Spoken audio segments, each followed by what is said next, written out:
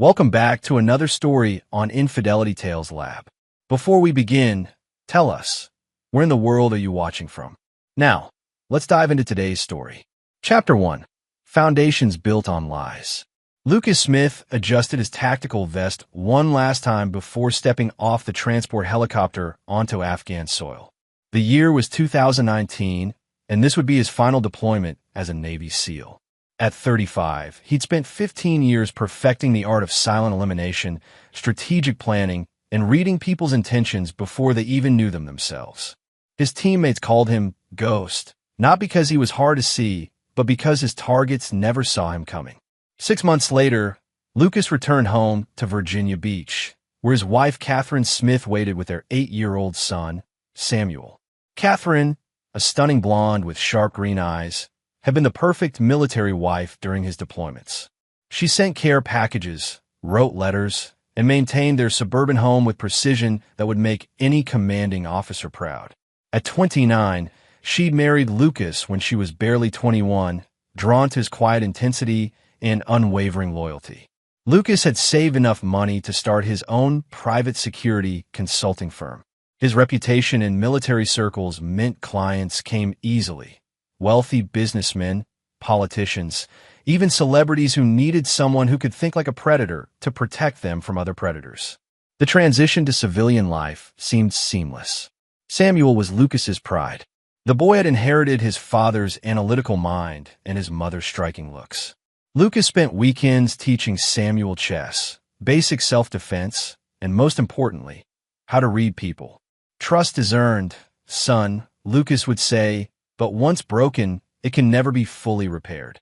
Catherine seemed to flourish in their new life. She joined the country club, became active in Samuel's school PTA, and threw dinner parties that became legendary among Virginia Beach's social elite.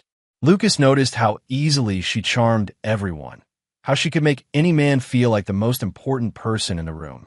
He'd always admired this skill, never thinking it might one day be turned against him. The first red flag came 8 months after his return. Lucas's firm was booming, requiring him to travel occasionally for high-profile clients.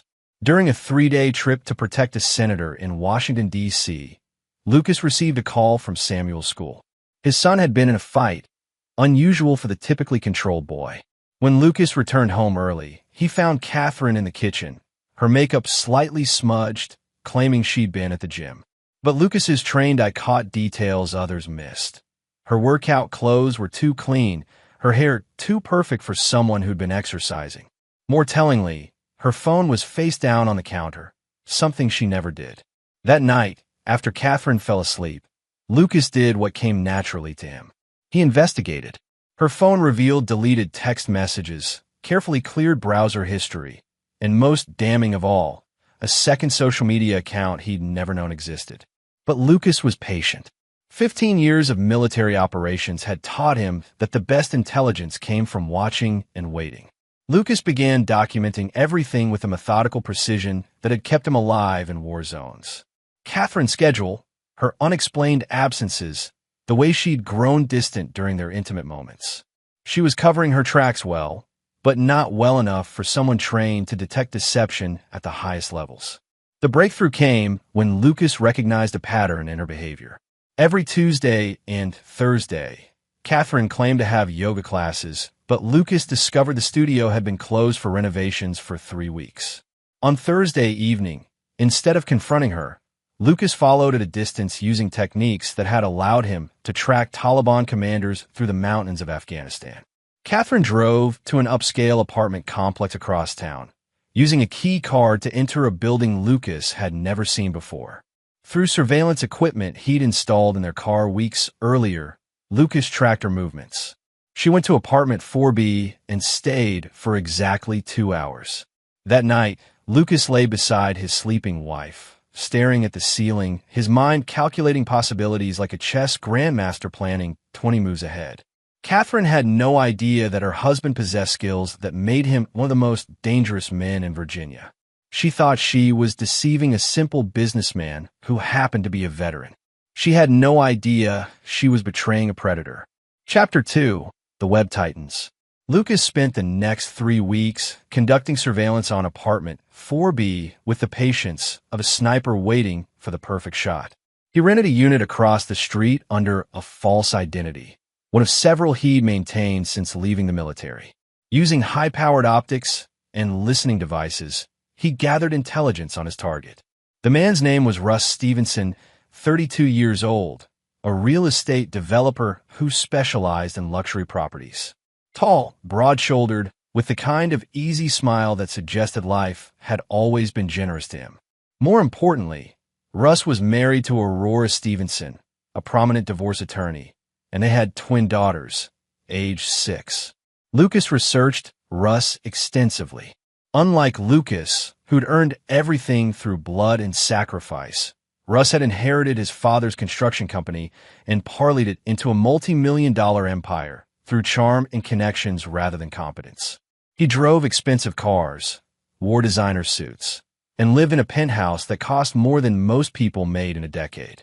The apartment where Catherine met him wasn't Russ's primary residence. It was a secret rental he used for affairs. Lucas discovered this wasn't Russ's first extramarital adventure.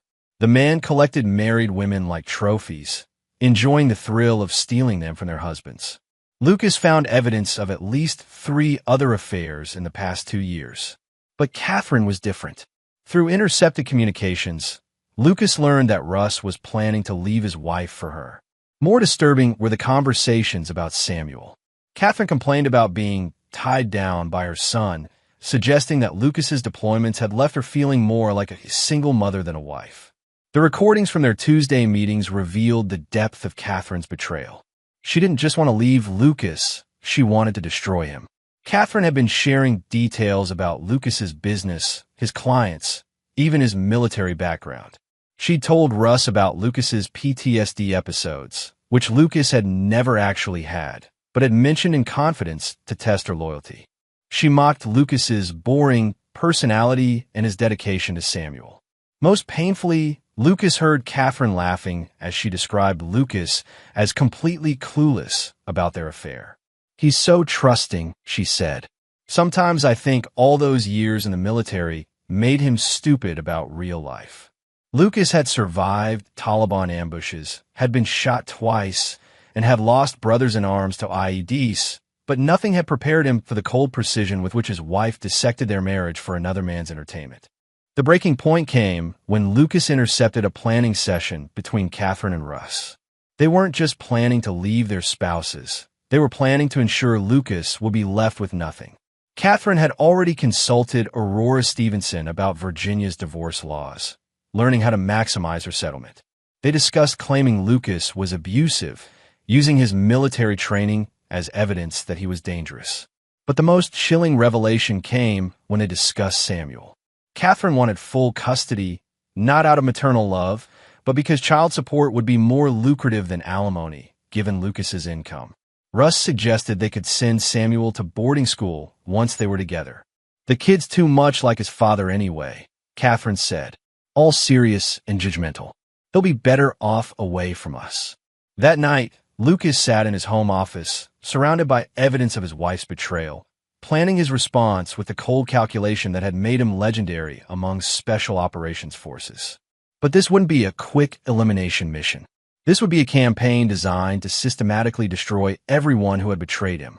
Lucas began by quietly liquidating assets and moving money to offshore accounts he'd established during his military career. He created false documentation suggesting his business was struggling while actually expanding it through shell companies. He installed surveillance equipment throughout his own home, turning it into a recording studio for any conversations that might occur there. Most importantly, Lucas began researching Aurora Stevenson and the Stevenson family dynamics. If Catherine and Russ wanted to play games involving families, Lucas would make sure he understood all the players before making his move. Lucas also started spending more time with Samuel, teaching him advanced chess strategies and sharing stories about honor, loyalty, and the importance of never trusting someone who would betray their commitments. Samuel absorbed these lessons eagerly, having no idea his father was preparing him for the war that was coming. As Lucas tucked Samuel into bed one evening, His son looked up at him with those serious eyes and said, "Dad, you seem different lately. Are you okay?" Lucas smoothed his son's hair and replied, "Sometimes, son, you discover that people you trust aren't who you thought they were. When that happens, you have to decide whether you're going to be a victim or whether you're going to take control." "What would you do, Dad?" Lucas's smile was cold as winter. "I make sure they never forgot the lesson I taught them." Chapter 3. The Perfect Storm. 3 months after discovering Catherine's betrayal, Lucas had transformed from a loving husband into a calculating strategist. His investigation had revealed that Russ and Catherine's relationship was escalating rapidly. They'd moved beyond their Tuesday and Thursday meetings to planning weekend getaways, telling their respective spouses they were attending work conferences or visiting friends. Lucas used this time to deepen his surveillance and create what military strategists called battlefield preparation. He identified every person in both their social circles, mapped their routines, and most importantly, began introducing small chaos elements into their lives to increase stress and paranoia. Russ's construction projects began experiencing mysterious delays. Permits got lost in bureaucratic red tape.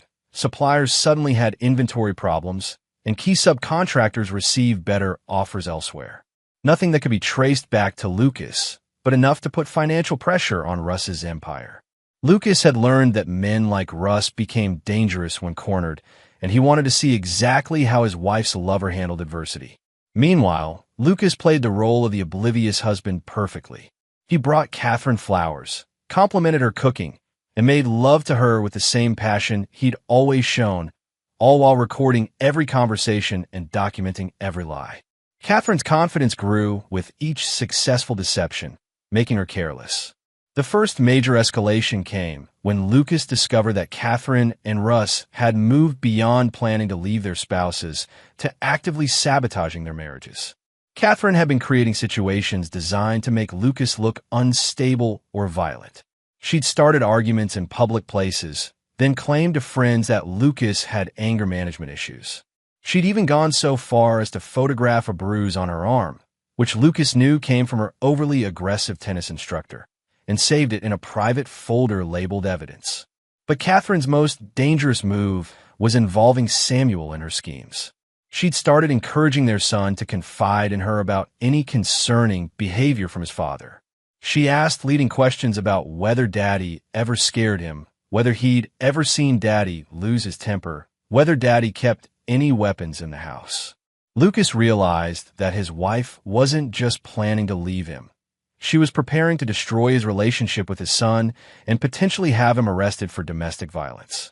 The cold calculation behind this strategy revealed a side of Catherine that Lucas had never suspected existed. Lucas's response was to begin documenting Catherine's real behavior. He installed motion-activated cameras throughout their home and recorded her phone calls. The footage revealed a woman who was emotionally distant from Samuel, often ignoring him for hours while texting with her lover. When Samuel asked for help with homework or wanted to share something about his day, Catherine dismissed him with increasing frequency. More damning were the recordings of her phone calls with friends, where she openly discussed her plans to take Lucas for everything he's worth and her excitement about her new life with Russ. In one particularly chilling conversation, she laughed about how easy it would be to manipulate the divorce proceedings because everyone always believes the wife in these situations. Lucas also discovered that Aurora Stevenson was not as ignorant of her husband's affairs as everyone believed. Through careful surveillance, he learned that Aurora knew about Russ's infidelities but stayed married for the financial security and social status. She'd been quietly building her own case for divorce, gathering evidence of Russ's affairs to ensure she received the maximum settlement. This revelation gave Lucas an idea that would form the centerpiece of his revenge strategy. If Aurora was already planning to destroy Russ, and Catherine was planning to destroy Lucas, perhaps it was time to introduce these two predators to each other and let them do what came naturally. Lucas arranged for Aurora to accidentally discover evidence of Russ's affair with Catherine by leaving carefully placed clues that would lead her to the secret apartment. He ensured that Aurora would find documentation proving not only the affair, but also Russ and Catherine's plans to leave their respective spouses. The explosion was immediate and devastating. Aurora confronted Russ with divorce papers and a lawsuit that would freeze all his assets pending investigation of his business practices. She also sent Catherine a message that made it clear she knew about the affair and was prepared to make Catherine's life miserable. But Lucas's masterstroke was yet to come. He realized that Catherine and Russ, now facing the collapse of their respective marriages simultaneously, would become desperate. Desperate people made mistakes, and Lucas was counting on them to make one big enough to justify the final phase of his plan. That mistake came when Catherine approached her lover with a proposal that Lucas recorded through the surveillance equipment in their secret apartment. Facing Aurora's lawsuit and the potential loss of everything, Russ was receptive when Catherine suggested they eliminate their primary obstacles. "What if something happened to Lucas?" Catherine asked. "An accident, maybe? He does dangerous work, travels to meet with shady clients. It wouldn't be that unusual." Russ's response chilled Lucas to the bone. "I know people who could make that happen. Professional people. But it would cost us." "I have access to Lucas's accounts," Catherine replied. "And once he's gone, I'll inherit everything, including his life insurance. We could pay them and still have enough to start over anywhere we want." Lucas now had recorded evidence of his wife and her lover plotting his murder. But instead of going to the police, Lucas smiled for the first time in months. He'd spent his entire adult life learning how to hunt the most dangerous predators on Earth. Now it was time to show Catherine and Russ what a real predator looked like. Chapter 4. The Art of War. Lucas spent the following weeks allowing Catherine and Russ to believe their murder plot was moving forward, while actually controlling every aspect of their conspiracy. Through carefully placed intermediaries, he fed them information about hitmen willing to take the job, complete with fake references and fabricated success stories. Lucas was essentially hiring himself to kill himself, creating an elaborate theater where he controlled all the actors. The hitmen Catherine and Russ eventually contacted were Lucas's former special operations colleagues, Tommy Norman and James Archer, who'd left the military to start their own security consulting firm. When Lucas approached them with his situation, both men were eager to help their former team leader settle scores with people who'd tried to exploit his service and sacrifice. Lucas's plan was intricate, requiring precise timing and flawless execution.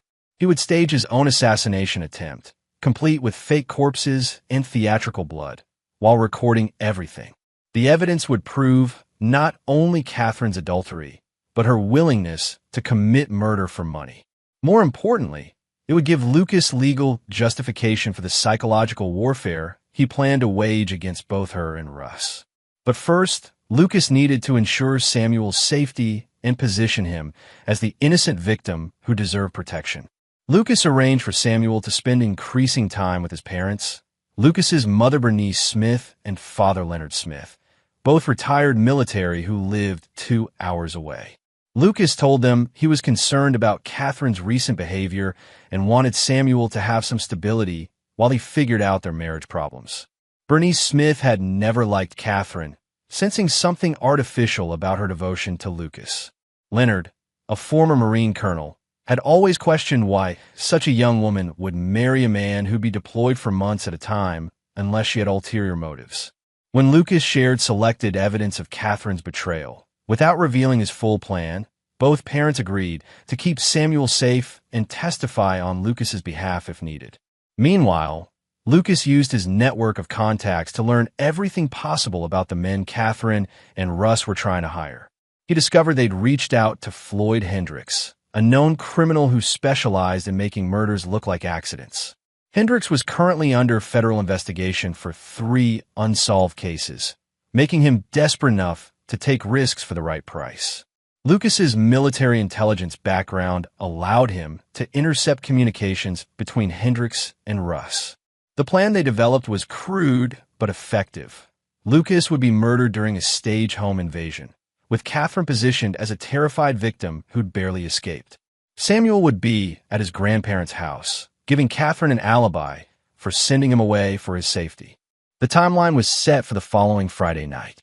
Catherine had arranged for Samuel to spend the weekend with his grandparents, claiming she and Lucas needed time to work on their marriage. Lucas would be killed, Catherine would inherit everything, and after a suitable period of mourning, she and Russ would start their new life together. But Lucas had rewritten their script entirely. On Wednesday, Lucas met with Tommy and James to finalize their role in the operation. Both men had been present when Lucas received news of Catherine's pregnancy years earlier, had celebrated with him when Samuel was born, and had genuinely believed Lucas had found the perfect military wife. Learning about her betrayal had triggered their protective instincts for their former teammate. She's planning to use Samuel as a shield if things go wrong, Lucas told them, sharing the recorded conversations.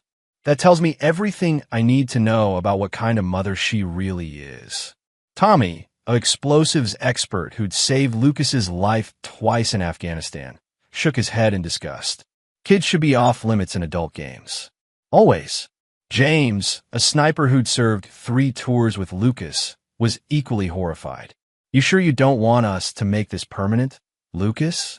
World would be better off without people like that. No, Lucas replied firmly. Death would be too easy. I want them to live with the consequences of their choices for a very long time. Lucas also reached out to Aurora Stevenson, who was still devastated by discovering her husband's affair and the depth of his betrayal. Lucas presented himself as a fellow victim who discovered his wife's infidelity through his security work. He shared selected evidence of the affair and offered Aurora a partnership in ensuring both Russ and Catherine faced maximum consequences for their actions. Aurora, a skilled attorney who specialized in high-conflict divorces, was intrigued by Lucas's resources and his methodical approach to gathering evidence. She agreed to help, particularly when Lucas showed her recordings of Russ discussing their twins as financial obligations that would be eliminated once he started his new life with Catherine. He actually said he wished we'd never had children, Aurora whispered, tears in her eyes. 16 years of marriage, and he's talking about our daughters like they're debts to be paid off. Lucas felt a moment of sympathy for Aurora, recognizing a fellow parent whose children had been callously dismissed by a selfish spouse. But he quickly refocused on the mission at hand. The final piece of Lucas's preparation involved creating an escape route and safe house for the aftermath of Friday's events. He'd purchased a remote cabin in West Virginia under one of his false identities, complete with surveillance equipment and secure communications. After Friday night, Lucas would need to disappear for several weeks while the legal and social fallout from his revelations destroyed Catherine and Russ's lives. On Thursday evening, Lucas sat with Samuel in their living room, playing chess one final time before sending his son to safety. Samuel had grown noticeably quieter over the past few weeks, sensing the tension between his parents even though both had tried to hide it from him. "Dad," Samuel said quietly, "are you and Mom getting divorced?" Lucas looked at his son's serious face and made a decision to share part of the truth. "Samuel, sometimes adults make choices that hurt the people who love them most. When that happens, other adults have to make hard choices to protect the people they care about. Are you protecting me from something?" "Always," Lucas replied, moving his knight to check Samuel's king. "But you're smart enough and strong enough to handle whatever comes next. I've taught you everything you need to know about reading people and making good decisions. Trust those instincts and remember that your father will never stop fighting for you." Samuel nodded, understanding more than Lucas realized. "Will you be okay, Dad?" Lucas smiled, the cold expression Catherine had learned to fear but Samuel had never seen. "Your father knows how to handle people who try to hurt his family, son. I'll be more than okay." Friday morning arrived with perfect clarity, and Lucas began the final day of his marriage to Catherine Smith. Chapter 5, Predator and Prey. Friday morning began with an unusual tenderness between Lucas and Catherine.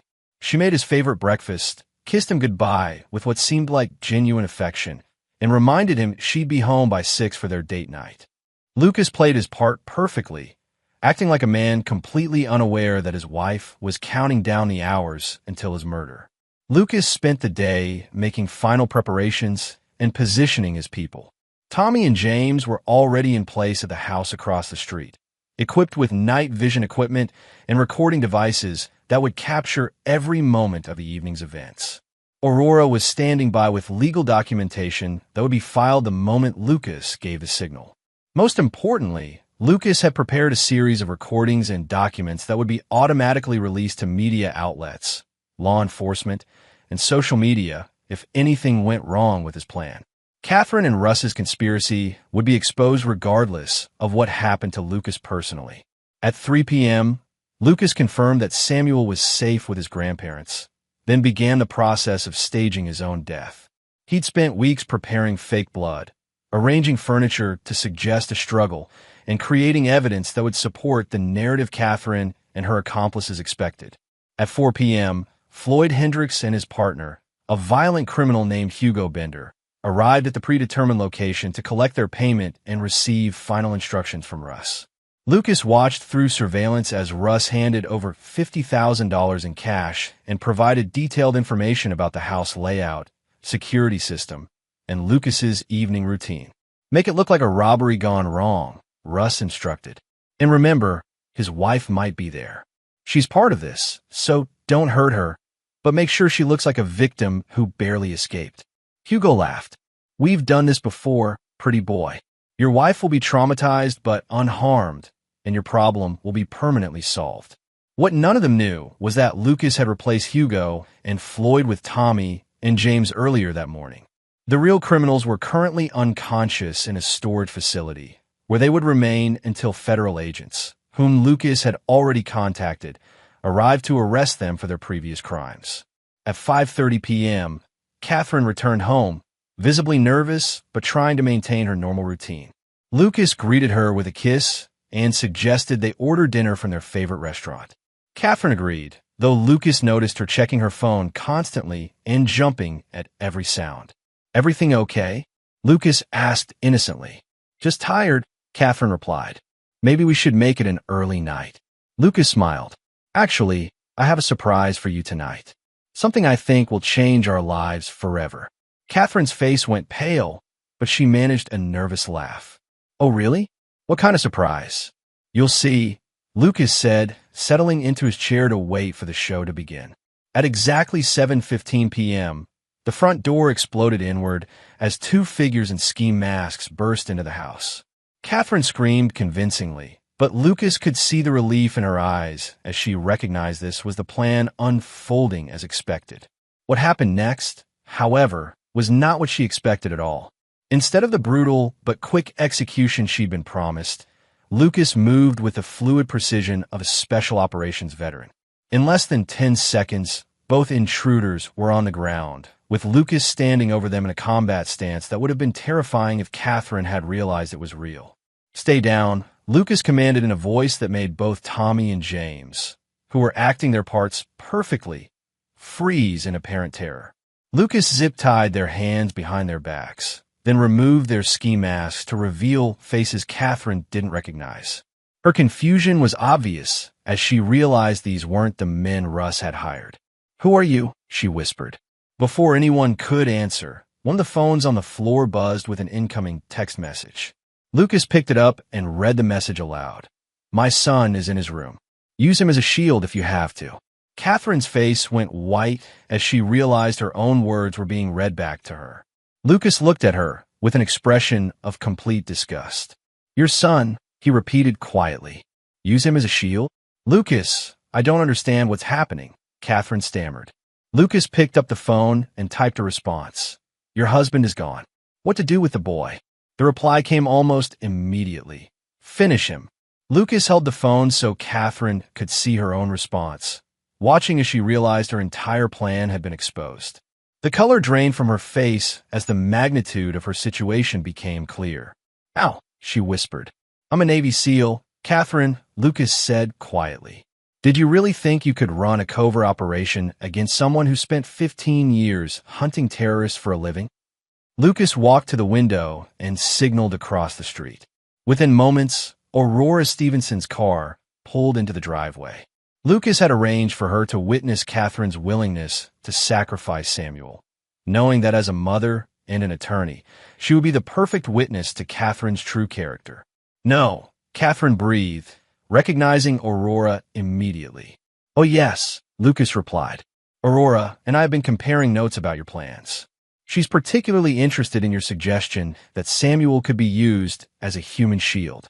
Aurora entered the house, her face a mask of controlled fury. You disgusting creature, she said to Catherine. A child. You were willing to let them use a child as a shield. Lucas helped Tommy and James to their feet, removing their restraints. Both men shook their heads in disgust as they looked at Catherine. We've heard some sick things in our time, Tommy said, but planning to sacrifice a kid to cover your tracks? That's a new low, lady.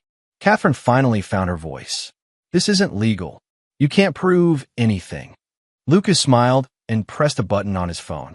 Immediately, Catherine's voice filled the room. My son is in his room. Use him as a shield if you have to. I can prove everything, Lucas said quietly. Every phone call, every text message, every meeting with Russ, every conversation about killing me and using our son as collateral damage. I have recordings of you planning my murder, Catherine, but more than that, I have recordings of you discussing Samuel like he's disposable. Catherine sank into a chair, finally understanding that she wasn't the hunter in this situation. She'd been the prey all along. What do you want? She whispered. Lucas's smile was colder than anything Catherine had ever seen.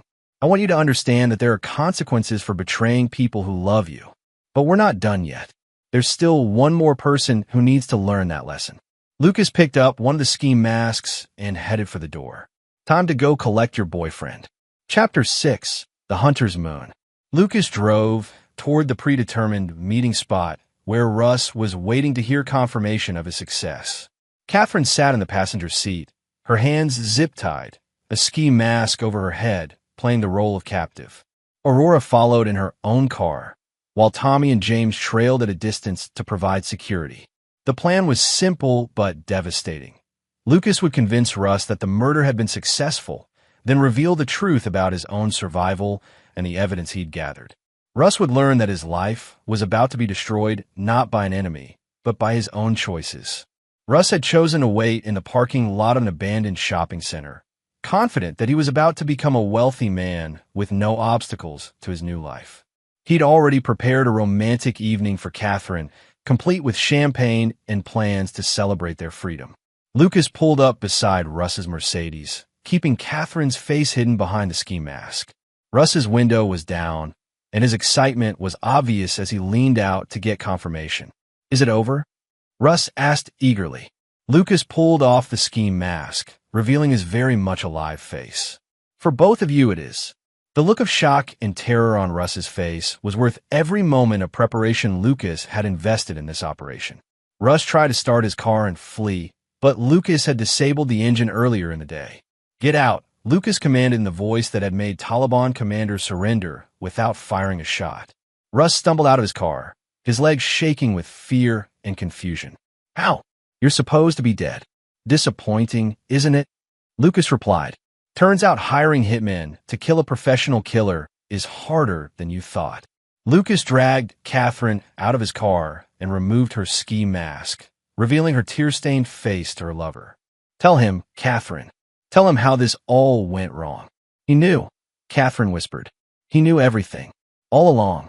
Aurora's car pulled up, and she stepped out with a manila folder full of legal documents.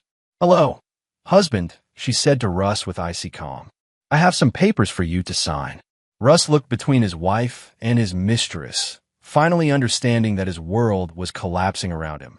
Aurora, I can explain. Explain what? Aurora interrupted.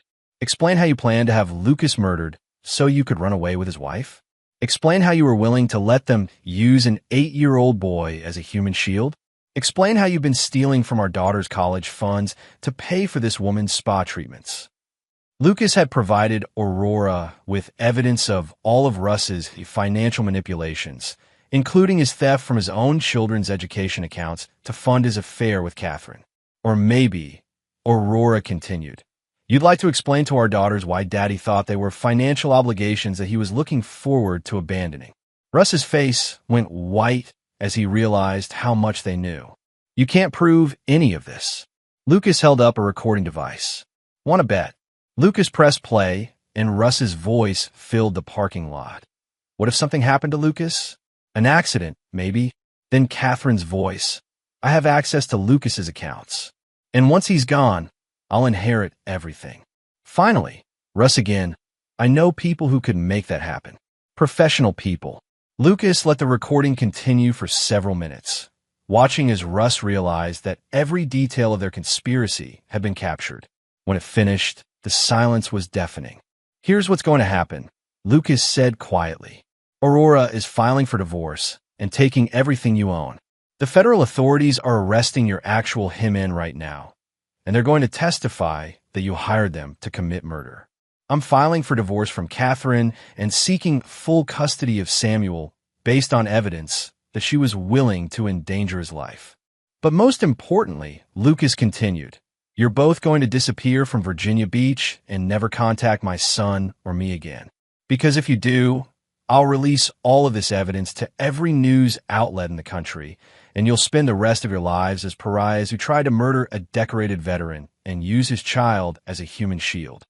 Catherine finally found her voice. What about my rights as Samuel's mother? Lucas's laugh was harsh. You forfeited those rights when you told killers to use him as a shield. Any family court judge who hears that recording will terminate your parental rights immediately. You can't take my son from me, Catherine said desperately. You gave him up yourself, Lucas replied. I just made sure everyone would hear you do it. Aurora approached Russ with divorce papers. Sign these now, or I'll have you arrested for attempting to defraud our daughter's education funds. Russ signed the papers with shaking hands, his empire crumbling around him in real time. Lucas turned to Catherine. You have two choices. Sign the divorce papers Aurora prepared for you. Agree to give up all parental rights to Samuel and leave Virginia quietly. Or spend the next 20 years in federal prison for conspiracy to commit murder. I need time to think, Catherine said weakly. No, Lucas replied firmly. You needed time to think before you decided to have me killed. Now you just need to sign papers and disappear. Catherine signed the documents, tears streaming down her face as she realized she'd lost everything. Her marriage, her son, her future, and any claim to the comfortable life she'd tried to steal.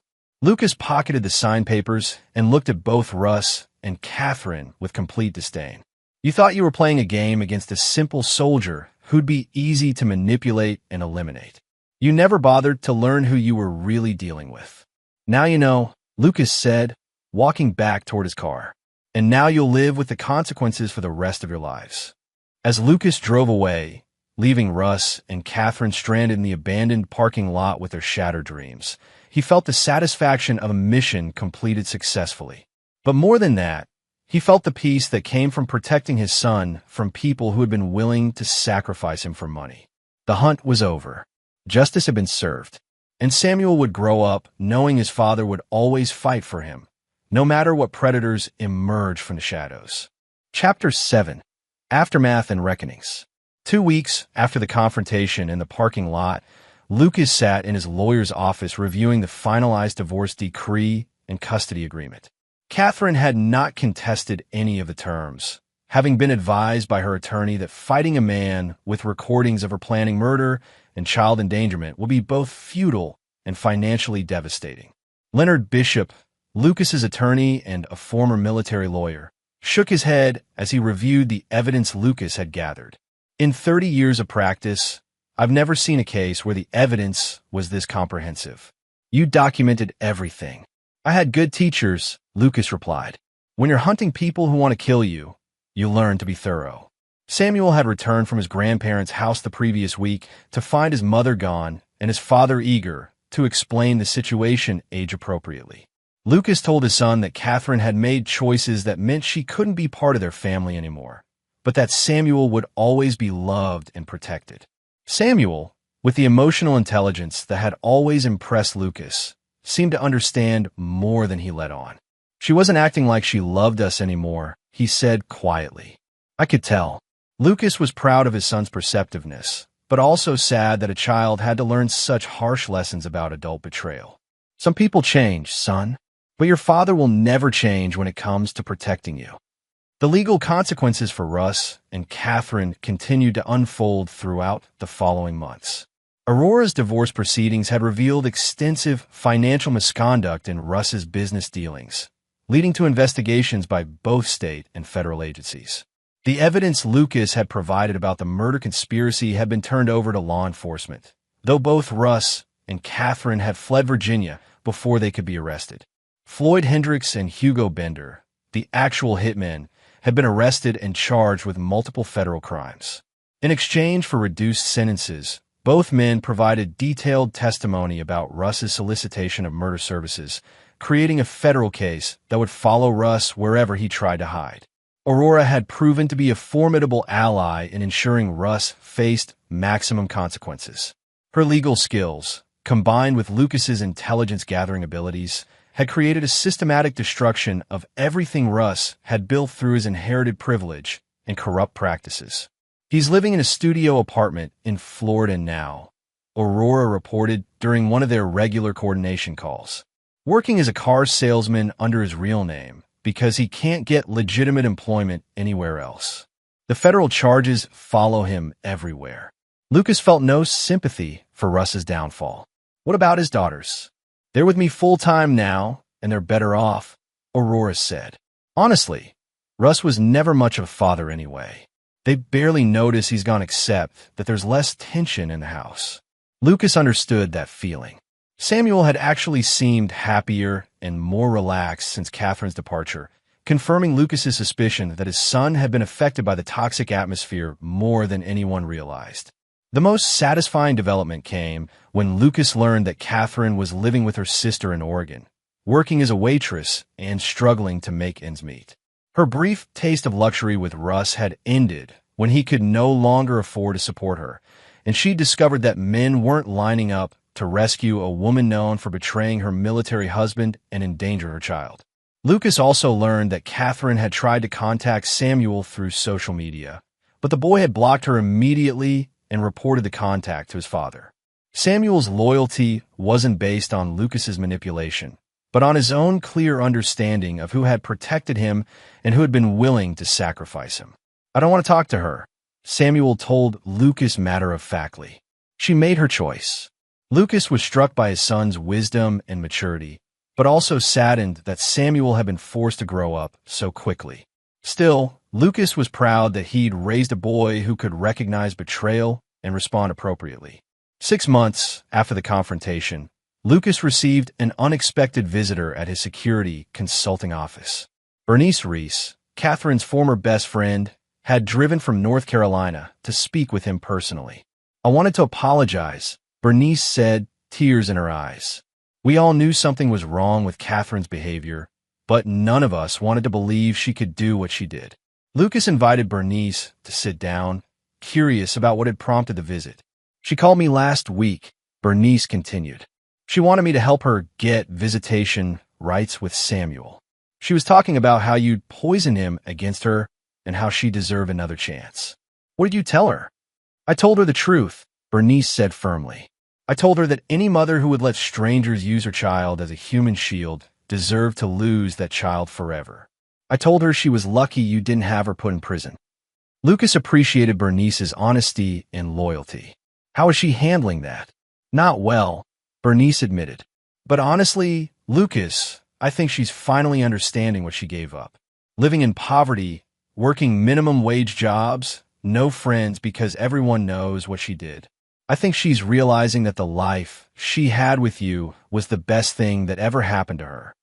Lucas felt no satisfaction in Catherine's suffering, but he also felt no sympathy. Some lessons can only be learned the hard way. Samuel is lucky to have you, Bernice said as she prepared to leave. And I'm sorry we didn't speak up sooner about the changes we saw in Catherine. Maybe this could have been prevented. Maybe, Lucas replied. But I'm not sure Catherine was ever the person I thought she was. Maybe I just saw what I wanted to see. After Bernice left, Lucas reflected on the past year and the lessons it had taught him about trust, betrayal, and the importance of protecting the people who truly mattered. He'd lost a wife, but he'd gained absolute clarity about who deserved his loyalty and protection. Samuel was thriving in school, excelling in both academics and sports, and seemed genuinely happy for the first time in months. Lucas had arranged for counseling to help his son process the dramatic changes in his life, but Samuel seemed remarkably resilient. "Dad," Samuel said one evening as they played chess, "do you think you'll ever get married again?" Lucas considered the question carefully. "Someday, maybe, but only to someone who understands that you and I are a package deal, and that your well-being comes first." Samuel smiled. "Good. I like it being just us anyway." Lucas smiled back, knowing that whatever the future held, he and Samuel would face it together, stronger for having survived betrayal and learned the true value of loyalty. Chapter 8. New Beginnings and Old Lessons. 1 year after Catherine's departure, Lucas had built a new life that felt more authentic than anything he'd experienced during his marriage. His security consulting business was thriving, with clients seeking his expertise in threat assessment and personal protection. His reputation for thoroughness and discretion had spread throughout the East Coast's wealthy and politically connected communities. Samuel, now 9 years old, had grown into a confident and perceptive young man who seemed older than his years. Lucas made sure to balance his son's premature wisdom with age-appropriate activities and friendships, enrolling him in martial arts classes and chess tournaments where he could excel while still being a child. The chess lessons had proven particularly valuable. Samuel's ability to think several moves ahead and anticipate his opponent's strategies reminded Lucas daily of the importance of teaching his son to read people and situations accurately. "Dad, why do you always tell me to watch what people do instead of listening to what they say?" Samuel asked one evening during their usual post-dinner chess game. "Because actions show you who people really are," Lucas replied, moving his bishop to threaten Samuel's queen. "Words are easy to fake, but consistent behavior tells the truth." Samuel studied the board, recognizing the trap his father had set. Like how Mom used to say she loved us, but she was always on her phone when we wanted to talk to her. Lucas was struck by his son's insight. "Exactly like that. You noticed a disconnect even before I did." "I tried to tell you," Samuel said quietly, "but I didn't know how."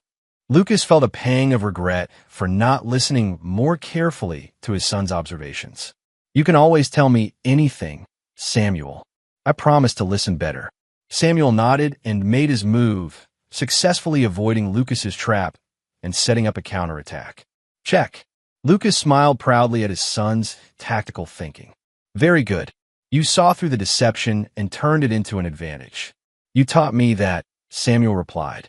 "People who try to trick you usually have weaknesses you can exploit." 3 months later, Lucas received an unexpected phone call from Aurora Stevenson. Her divorce from Russ had been finalized, and she'd successfully rebuilt her law practice around representing victims of domestic abuse and financial fraud. Her daughters were thriving, and she'd emerged from the ordeal stronger and more independent than ever. "I wanted to thank you again," Aurora said. "Not just for exposing Russ's affairs, but for showing me how to fight back strategically instead of just reacting emotionally." "You had all the skills already," Lucas replied. "You just needed to see him clearly enough to use them." "I've been thinking about something," Aurora continued. "My daughters have been asking about you and Samuel. They remember him from school events before everything happened. Would you be interested in letting them reconnect? Maybe a play date or something innocent." Lucas considered the suggestion. Samuel had mentioned missing some of his former friends whose parents had distanced themselves from Lucas's family during the scandal. "I think Samuel would like that. And it might be good for him to spend time with other kids who understand what it's like when parents disappoint you." The play dates became regular occurrences, and Lucas found himself enjoying Aurora's company as well. She was intelligent, strong, and shared his protective instincts toward children. Unlike Catherine's shallow charm, Aurora's attractiveness came from genuine warmth and competence. More importantly, Samuel seemed to genuinely like Aurora and her daughters. Lucas watched carefully for any signs that his son felt pressured or uncomfortable, but Samuel appeared to enjoy having a female influence in his life again, one who treated him with genuine affection rather than seeing him as an obstacle. "Aurora's nice," Samuel observed after one evening when she joined them for dinner. "She actually listens when kids talk, and she doesn't check her phone every 5 minutes." Lucas appreciated his son's continued focus on actions over words. She's been through some difficult times too, so she understands what it's like when adults let you down. Do you like her? Samuel asked directly. I do, Lucas answered honestly. But you're the most important person in my life, and that won't change no matter who else becomes part of our family. Samuel nodded thoughtfully. I think she'd be good for us. She's not trying to be fake nice, and her daughters are pretty cool. 6 months into their relationship, Aurora approached Lucas with a concern that demonstrated her understanding of his protective nature. I need to tell you something about Catherine, she said seriously. Lucas's attention sharpened immediately. What about her? She's been calling my office, trying to get information about you and Samuel. She claims she wants to make amends and reconnect with her son. Lucas felt the familiar cold calculation settle over him. What did you tell her? Nothing, obviously. But she's persistent, and she seems to think that enough time has passed for people to forget what she did. Some things shouldn't be forgotten, Lucas said quietly. Aurora reached across the table and took his hand. I'm not suggesting you let her back into Samuel's life. I'm suggesting we need to be prepared for her to escalate her attempts. Lucas appreciated Aurora's strategic thinking and her use of the word we when discussing threats to his family. What do you recommend? Document everything. Every call, every attempt at contact. And make sure Samuel knows what to do if she approaches him directly. Lucas had already prepared Samuel for this possibility, but Aurora's legal expertise helped them refine their protective strategies. They developed protocols for different scenarios and made sure both Samuel and Aurora's daughters understood how to respond to unexpected contact from Catherine or Russ.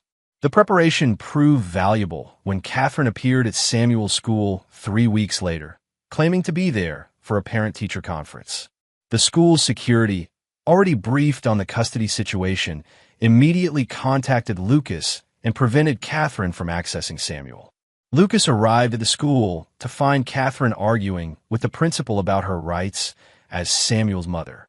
She looked older and harder than he remembered, with the brittle desperation of someone whose life hadn't gone according to plan. Lucas, she said when she saw him, her voice taking on a manipulative tone he now recognized so clearly. We need to talk about Samuel. He's my son, too. You gave up that right, Lucas replied calmly. In writing. With witnesses. I was coerced, Catherine claimed. You threatened me. Lucas smiled coldly. I recorded you planning my murder and agreeing to let strangers use our son as a human shield. There was no coercion involved. The principal, who had been briefed on the situation, escorted Catherine off school property while Lucas collected Samuel from his classroom. His son seemed unshaken by the incident, having been well prepared for this possibility. Was that her? Samuel asked matter-of-factly. Yes. Did you see her? No, but I could tell something was happening from how the teachers were acting, Samuel replied. I'm glad she didn't get to talk to me. I don't have anything to say to her. Lucas was proud of his son's composure and clear thinking. Samuel had internalized the lessons about loyalty, betrayal, and consequences without becoming bitter or fearful. That evening, Aurora helped Lucas document the incident and file the necessary legal papers to strengthen the restraining order against Catherine. As they worked together to protect their children, Lucas realized that his relationship with Aurora was built on the solid foundation of shared values and mutual respect that his marriage to Catherine had always lacked. She's not going to give up easily, Aurora observed as they reviewed the security footage from school. Neither am I, Lucas replied. And now she's not just threatening my son, she's threatening our family. Aurora smiled at his use of the word our, understanding that Lucas had fully committed to protecting not just Samuel, but everyone he'd chosen to include in their circle of trust. The war with Catherine wasn't over, but Lucas was confident that this time he was fighting alongside someone who understood the stakes and possessed the skills to help him win. Chapter 9, Final Justice. 2 years after Catherine's first attempt to reconnect with Samuel, her efforts had escalated into a systematic campaign of harassment that demonstrated her complete inability to accept the consequences of her choices. She'd hired private investigators to track Lucas and Samuel, attempted to contact Samuel through fake social media accounts, and even tried to manipulate Samuel's classmates' parents into providing information about his daily routine. Each attempt was documented, recorded, and added to the growing file that Aurora maintained with legal precision. Catherine's behavior had progressed from desperate to obsessive to genuinely threatening, justifying increasingly severe legal responses. The breaking point came when Catherine attempted to kidnap Samuel from his martial arts class. She'd waited in the parking lot until Lucas stepped inside to speak with the instructor, then approached Samuel as he walked to their car. "Samuel, honey, it's Mommy," she said, reaching for his arm. "I missed you so much. Come with me so we can talk." Samuel, now 11 years old and trained in both self-defense and threat recognition, immediately stepped back and spoke loudly enough for other parents to hear. "I don't know you. My father told me never to go anywhere with strangers." The public nature of Samuel's rejection and the way other parents immediately moved to protect him created a scene that left Catherine exposed and humiliated. But more importantly, it provided witnesses to her attempted kidnapping. Lucas emerged from the building to find Catherine being restrained by 3 other fathers while Samuel stood safely behind them, completely calm and in control of the situation. "She tried to make me go with her," Samuel reported to his father with the clinical precision Lucas had taught him.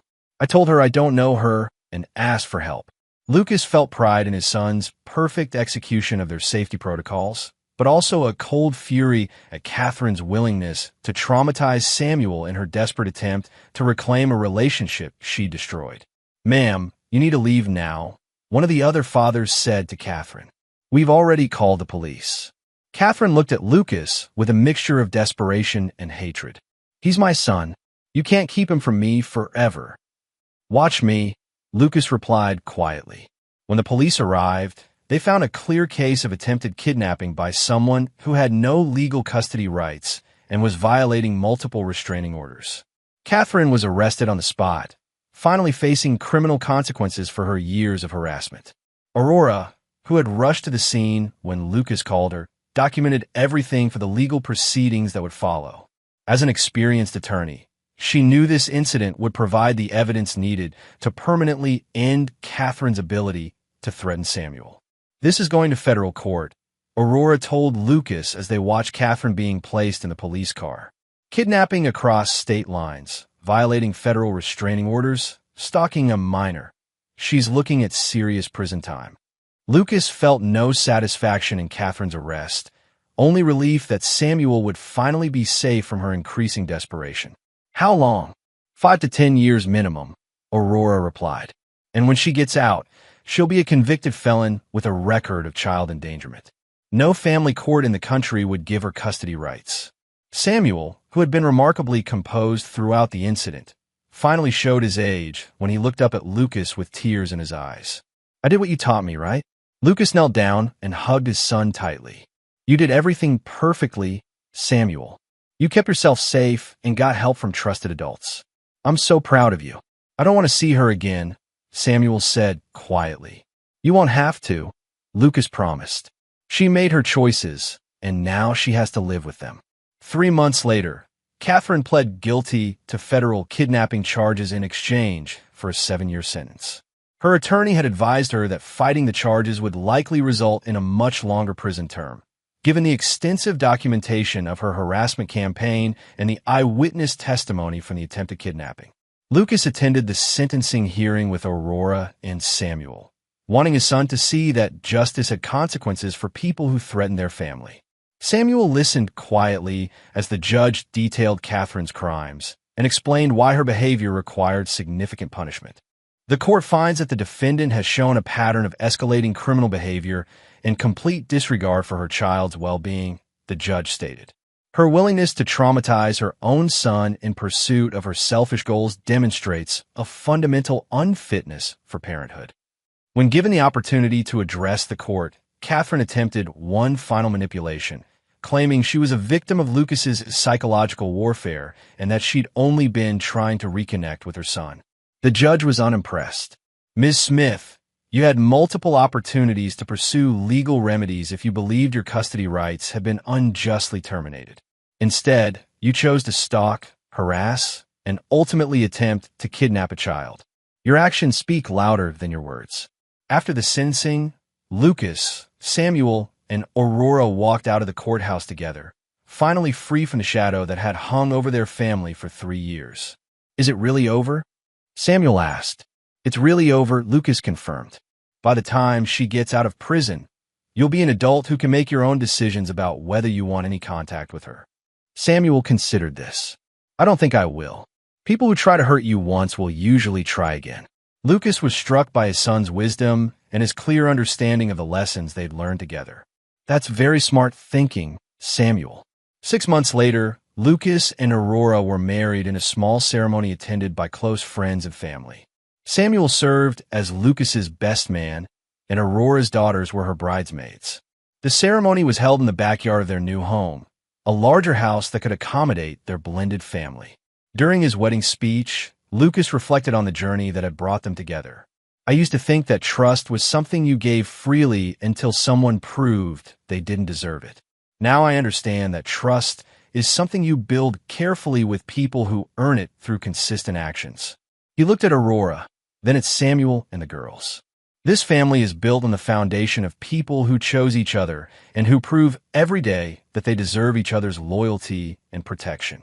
Aurora's vows included a promise to Samuel that demonstrated her understanding of Lucas's priorities. "Samuel, I promise to be a stepmother who earns your respect through my actions, not my title. Your father's love for you is one of the things I admire most about him, and I will never ask him to choose between us because I know you will always come first." Samuel smiled at Aurora's words, having learned to value people who understood their place in his father's hierarchy of loyalties. As the reception continued into the evening, Lucas watched his new family interact with the satisfaction of a man who had successfully protected what mattered most. Samuel was laughing with his new stepsisters, planning adventures and sharing stories.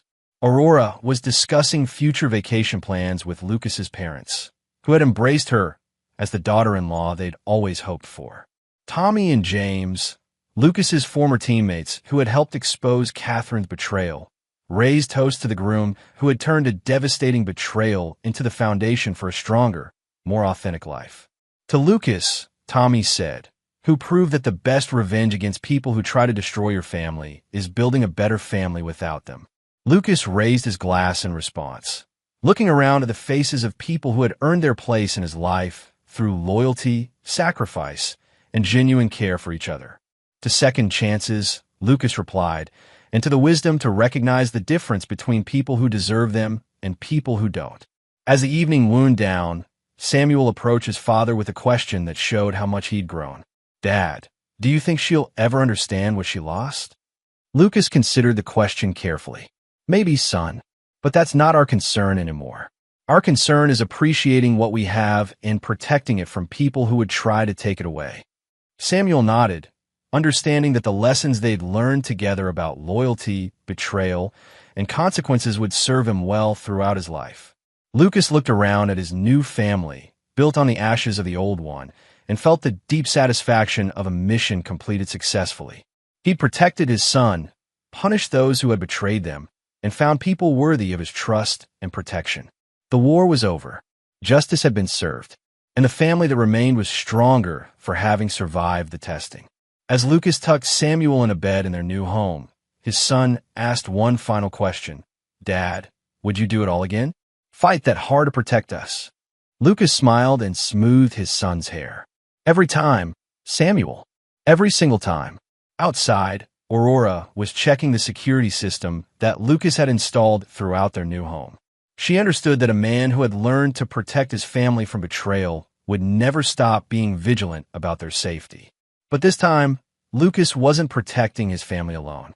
This time, he had a partner who understood the value of loyalty and the price of betrayal. This time, they were ready for anything. And there you have it. Another story comes to an end. What did you think? I'd love to hear your thoughts in the comments below. If you enjoy this story, consider joining our community by subscribing. It means the world to us. For more stories like this one, check out the recommended videos on screen.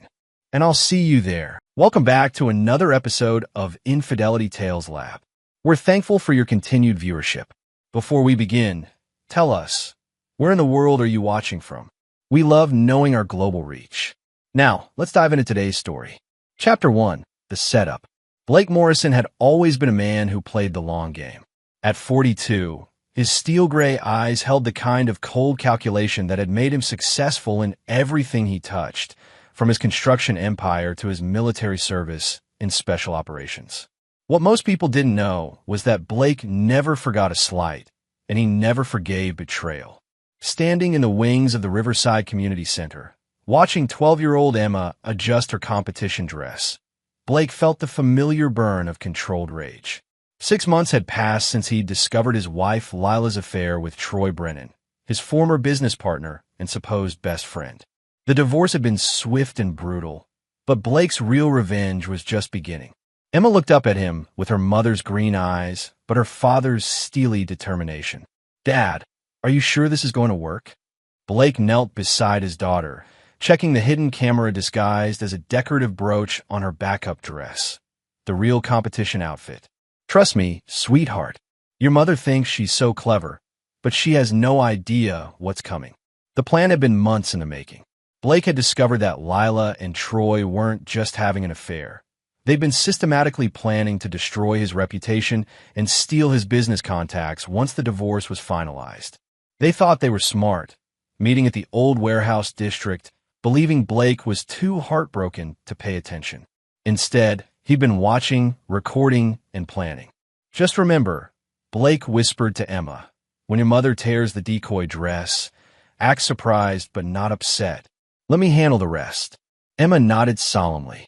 She'd inherited her father's tactical mind and had readily agreed to help expose her mother's true nature. At 12, she was old enough to understand betrayal and young enough to want justice. The competition hall buzzed with nervous energy as parents and dancers prepared for the regional championships. Blake spotted Lila across the room, her blonde hair perfectly styled, wearing the expensive emerald dress he'd bought her for their anniversary. The same dress she'd worn to meet Troy that first night Blake had followed them. Troy stood beside her, his arm possessively around her waist. He was everything Blake despised. Handsome in a superficial way, charming but hollow, the kind of man who lived off other success. What Troy didn't know was that Blake had been feeding him false information about upcoming construction contracts for months, setting him up for a spectacular fall. "Blake," Lila's voice cut through his thoughts like broken glass. She approached with that fake smile she'd perfected, Troy trailing behind her. "I'm surprised you came. I thought you'd be too busy with your projects." Blake's expression remained neutral, but Emma caught the slight tightening around his eyes. "I wouldn't miss Emma's competition for anything. You know how important family is to me." The emphasis on family made Troy shift uncomfortably. "Good." Blake wanted him nervous. "Well," Lila continued, her voice dripping with false sweetness, "I just want you to know that Troy and I have been helping Emma practice. We want what's best for her." Blake's smile was razor sharp. "Of course you do. Just like you wanted what was best for our marriage." The tension was palpable, but before anyone could respond, the competition coordinator called for all dancers to prepare for warm-ups. Emma hugged Blake tightly, whispering, "Game time, Dad." As Emma walked away, Blake noticed Lila's eyes narrow as she studied their daughter's practice dress, the cheap, easily replaceable outfit Blake had bought specifically for this moment. He could almost see the wheels turning in her vindictive mind. "You know, Blake," Troy said, trying to assert dominance, "Lila and I have been talking about Emma's future. We think she'd benefit from a more stable environment." Blake turned his full attention to Troy, and for a moment, the younger man saw something predatory in those gray eyes that made him take a step back. "Is that so? And what makes you think you have any say in my daughter's future?" "Well, when Lila and I get married." "Married?" Blake's laugh was cold and humorless. "That's interesting. I hope you've discussed prenups. Lila has such expensive tastes." Before Troy could respond, Blake walked away, leaving them both unsettled. Phase 1 was complete. The bait was set, and his ex-wife's jealousy and need to hurt him would do the rest. Chapter 2. The Betrayal Unveiled. The warm-up session proceeded smoothly, with Emma performing her routine flawlessly in the decoy dress. Blake positioned himself strategically near the dressing area, his phone recording from multiple angles. He'd spent years in military intelligence. Surveillance was second nature to him. Lila watched Emma with growing irritation. Blake could see it building, that familiar tightness around her mouth when things weren't going according to her plan. She'd expected Emma to be nervous, to need her support, to choose sides. Instead, Emma seemed perfectly content with her father's guidance. "She's gotten good," Troy commented, trying to make conversation. "Too good," Lila muttered, her mask slipping for just a moment. "Blake always spoils her, makes her think she doesn't need anyone else." Blake's jaw clenched. Even after everything, Lila's narcissism and jealousy toward their daughter's relationship with him still shocked him. It was exactly the ammunition he needed for the custody battle he was secretly preparing. As the competition break began, Emma approached her parents with her usual grace. "Mom, Dad, I'm going to change into my competition dress now." "Of course, sweetheart," Lila said, her voice sugary sweet.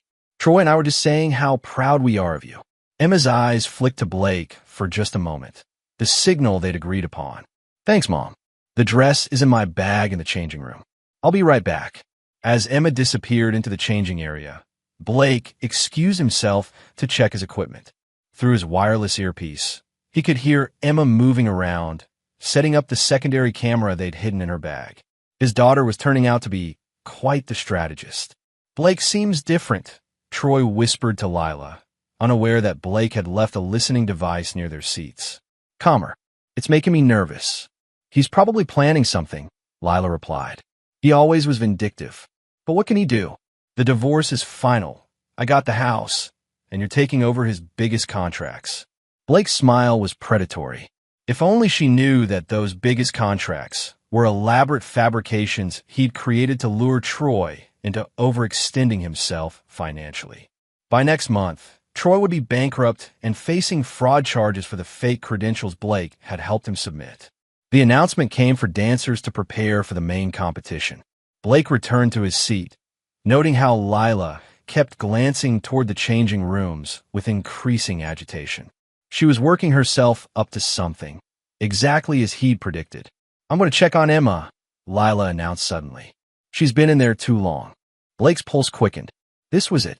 "Want me to come with you?" he offered innocently. "No," Lila snapped, then caught herself. "I mean, she probably wants some girl time before the big performance." As Lila headed toward the changing area, Blake activated the recording app on his phone and positioned himself where he could see through the partially open door. Emma was standing in front of the mirror in her backup dress, not the real competition outfit, which was safely hidden in a second bag. "Emma, honey," Lila's voice echoed in the small space. "Is everything all right? You seem distant lately." "I'm fine, Mom," Emma replied carefully. "Just nervous about the competition." Blake watched as Lila circled his daughter like a predator, her perfectly manicured nails drumming against her purse. "You know, sweetheart, I've been thinking. After the competition, maybe you should come stay with Troy and me for a while. Give your father some space to process everything." "I like living with Dad," Emma said simply. The mask slipped completely. Lila's face contorted with rage and jealousy. "Your father is poisoning you against me, making you think you don't need your mother. Well, maybe if you can't win this competition, you'll see that Daddy can't fix everything." Blake's grip tightened on his phone as Lila grabbed the decoy dress and ripped it with savage satisfaction. The tearing fabric sounded like a gunshot in the small space. Emma's performance was Oscar-worthy. She gasped, stared at the ruined dress, and then looked up at her mother with perfectly feigned shock. "Mom, what did you do?" "Oops," Lila said with that same smirk Blake had seen her use when she thought she'd gotten away with something.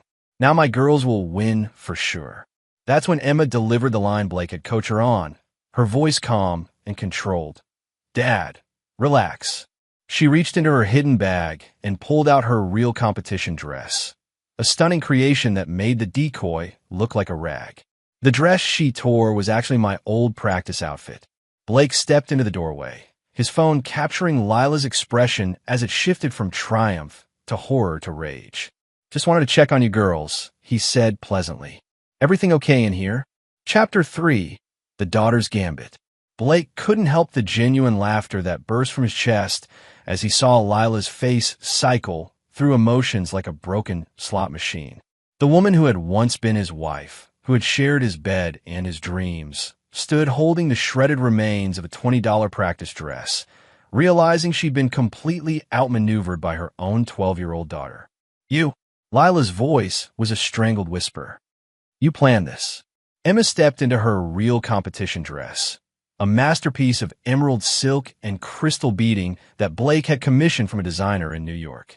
It was worth more than most people's cars, and it made her look like a young goddess of dance. I didn't plan anything, Mom, Emma said with the kind of innocent sincerity that only children could manage while lying through their teeth. I just brought a backup outfit, because you always taught me to be prepared for anything. Blake marveled at his daughter's natural talent for psychological warfare. She'd inherited the best and worst of both parents, his strategic mind and Lila's ability to manipulate. But unlike her mother, Emma used these skills for justice rather than selfishness. The question is, Blake said, stepping fully into the changing room and closing the door behind him, what do we do now? I mean, you just destroyed what you thought was your daughter's competition dress out of pure spite. On camera, Lila's eyes widened as she noticed Blake's phone for the first time. You were recording? The whole thing. Would you like to see? Blake turned the phone around, showing Lila the crystal clear footage of her ripping the dress and smirking while declaring that her girls would win now. The audio was perfect too, every vindictive word preserved in digital clarity. You can't use that, Lila hissed.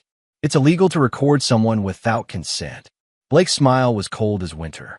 Actually, in this state, only one party needs to consent to recording. And since I consented to recording myself, and Emma consented to recording herself, we're perfectly legal. Your presence in the background is just incidental. Emma was now fully dressed in her competition outfit, looking like a professional performer. She turned to her mother with an expression that was eerily similar to Blake's when he was about to destroy an enemy. Mom, I want you to know that I didn't want to do this. I kept hoping you'd be better, that you'd at least pretend to love me more than you hate Dad. But you just proved what I already knew.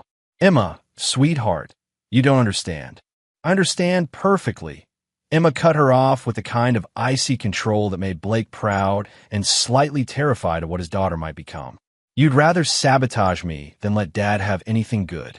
Even your own daughter's happiness is less important than hurting him. Lila lunged forward as if to grab Emma, but Blake stepped between them, and something in his posture made Lila freeze. This wasn't the heartbroken husband she'd manipulated and betrayed. This was the Special Forces operative who'd survived 3 tours in hostile territory, the man who'd built an empire from nothing, the predator who'd been playing with his food for 6 months. Touch her, and you'll regret it for the rest of your very short life, Blake said quietly. The threat hung in the air like a blade. Lila had never seen this side of Blake before. She'd only known the loving husband and father. She was finally meeting the man who'd earned his reputation in the construction business as someone you didn't cross twice. Now, Blake continued, his voice returning to normal, but his eyes remaining deadly. You have 2 choices. You can walk out of here quietly, take your pathetic boy toy with you, and never interfere with Emma's life again. Or you can make this difficult, and I'll send this video to every parent here, every judge, and every local news station with the story of how a bitter divorcee tried to sabotage her own daughter out of spite. You wouldn't, Lila breathed. Try me. Emma adjusted her dress and checked her appearance in the mirror one final time. I need to go warm up for the real competition now. Mom, I hope you and Troy find whatever you're looking for, but I won't let you hurt Dad anymore. And I won't let you use me to do it. She kissed Blake on the cheek and walked out of the changing room with her head held high, leaving her parents alone for what Blake intended to be the last time. This isn't over, Lila said, but her voice lacked conviction. Blake's laugh was genuinely amused. Oh, Lila, this was never about the dress. This was never about the competition. This was about showing Emma exactly who you really are when you think no one's watching. And now she knows. He moved closer, and Lila instinctively backed against the wall. But you're right about one thing. This isn't over. This was just the opening move. See, while you've been playing house with Troy and planning your little power grab, I've been very busy. You want to know what comes next? Lila's face had gone pale, but she managed to nod. Next, Troy discovers that all those guaranteed contracts he's been boasting about to his investors are fiction. Next, the IRS gets an anonymous tip about some very interesting discrepancies in his tax returns. Next, his ex-wife gets a very detailed report about his hidden assets that he forgot to mention in their divorce settlement. Blake paused, savoring the growing horror in Lila's eyes. And as for you, my dear ex-wife, next you discover that the house you think you won in the divorce settlement has some very expensive problems with the foundation. Problems that existed before our marriage, but were never disclosed. Problems that, according to our prenup, make it my responsibility to fix or your responsibility to pay for. He leaned in close enough that she could smell his cologne, the same one she used to love. I told you when we got married that I never forget a kindness, and I never forgive betrayal. You chose to test that. Now you get to live with the consequences. Blake walked to the door, then turned back one final time. Oh, and Lila, your daughter just won her first victory. She chose her side. How does it feel to lose the only thing you had left to hurt me with? As he left the changing room, Blake could hear Lila's sharp intake of breath, followed by what sounded suspiciously like a sob. Phase 2 was complete. Emma had seen her mother's true nature, and Lila had just realized that she was no longer playing against a heartbroken husband. She was up against a man who'd been planning her destruction since the day he found them together. The real competition was about to begin. Chapter 4. The Performance. Emma's performance was flawless. Blake watched from the audience as his daughter commanded the stage with a grace and power that seemed impossible for someone her age. Every movement was precise, every expression perfectly controlled. She danced like someone who had just won the first battle of a war she'd been born to fight. The emerald dress caught the stage lights like liquid fire, and Blake could hear the gasps from other parents as Emma executed a series of complex turns that her competitors couldn't hope to match. But it wasn't just technical skill that set her apart. It was the fierce joy in her performance, the unshakable confidence of someone who knew exactly where she stood. In the corner of his eye, Blake noticed Troy whispering urgently to Lila, who sat rigidly in her seat, her face a mask of barely controlled fury. They both kept glancing toward him, but Blake ignored them completely. He had bigger concerns now. His phone buzzed with a text from his private investigator, package delivered. The warehouse photos are in Troy's office safe now. His business partner will discover them Monday morning. Blake smiled grimly. By Monday, Troy would be explaining to his investors why there were compromising photos of him with a married woman hidden in his business files. Photos that would suggest he'd been using his affair with Lila to gain inside information about Blake's construction projects. It wasn't true, but it would be believable enough to destroy Troy's credibility and tank his business relationships. Emma finished her routine to thunderous applause. She curtsied gracefully, her eyes finding Blake's in the audience and giving him the slightest nod. Mission accomplished. As the judges deliberated, Blake made his way backstage to congratulate his daughter. He found her surrounded by other dancers and their parents, all marveling at her dress and performance. Emma handled the attention with poise that reminded him painfully of how Lila used to be, before the bitterness and jealousy consumed her. Dad! Emma broke away from the group and threw her arms around him. Did you see? I nailed the double pirouette sequence. You were magnificent, Blake said, meaning every word. I'm proud of you for more than just the dancing, you know. Emma's smile was sharp with satisfaction. She showed me exactly who she is today, didn't she? Just like you said she would. Blake nodded grimly. It gave him no pleasure to be right about this, but Emma had needed to see Lila's true nature for herself. No amount of explanation from Blake could have been as effective as watching her mother try to sabotage her out of pure spite. Blake! The voice behind him made his blood run cold, but not with fear, with anticipation. He turned to see Robert Shunn, Troy's business partner and financial backer, approaching with a concerned expression. Robert was a serious man in his 50s who'd built his fortune through careful investments and due diligence. Blake had known him for years and respected him, which made what was about to happen almost regrettable. Robert, Blake greeted him warmly. What brings you to a dance competition? My niece is competing, Robert gestured toward one of the other dancers. But actually, I wanted to talk to you. I heard about your divorce. I'm sorry. Blake appreciated the genuine sympathy in Robert's voice. These things happen. I'm just focused on Emma now. That's good to hear. Actually, I was wondering if you might have some insight into a business matter. Robert lowered his voice conspiratorially. Troy's been telling me about some major contracts you supposedly discussed with him before the divorce. Multi-million-dollar projects. But when I try to verify them independently, Blake feigned surprise perfectly. What kind of contracts? Government infrastructure projects. Military housing developments. He says you were planning to subcontract the work to him before things went bad between you. Blake's expression shifted to concern. Robert, I think we need to talk privately. Soon. The worry in Robert's eyes deepened. Is there something I should know? Before Blake could answer, the competition coordinator announced that the results were ready. Blake placed a reassuring hand on Robert's shoulder. Let's get through this, then we'll talk. My office Monday morning. Robert nodded grimly, and Blake knew that Phase 3 was already beginning to unfold.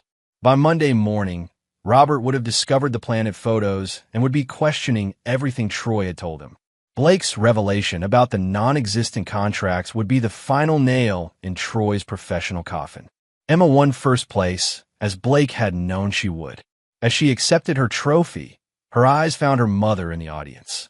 Lila was clapping mechanically, her face a study in suppressed rage. Troy sat beside her, completely unaware that his business empire was about to crumble.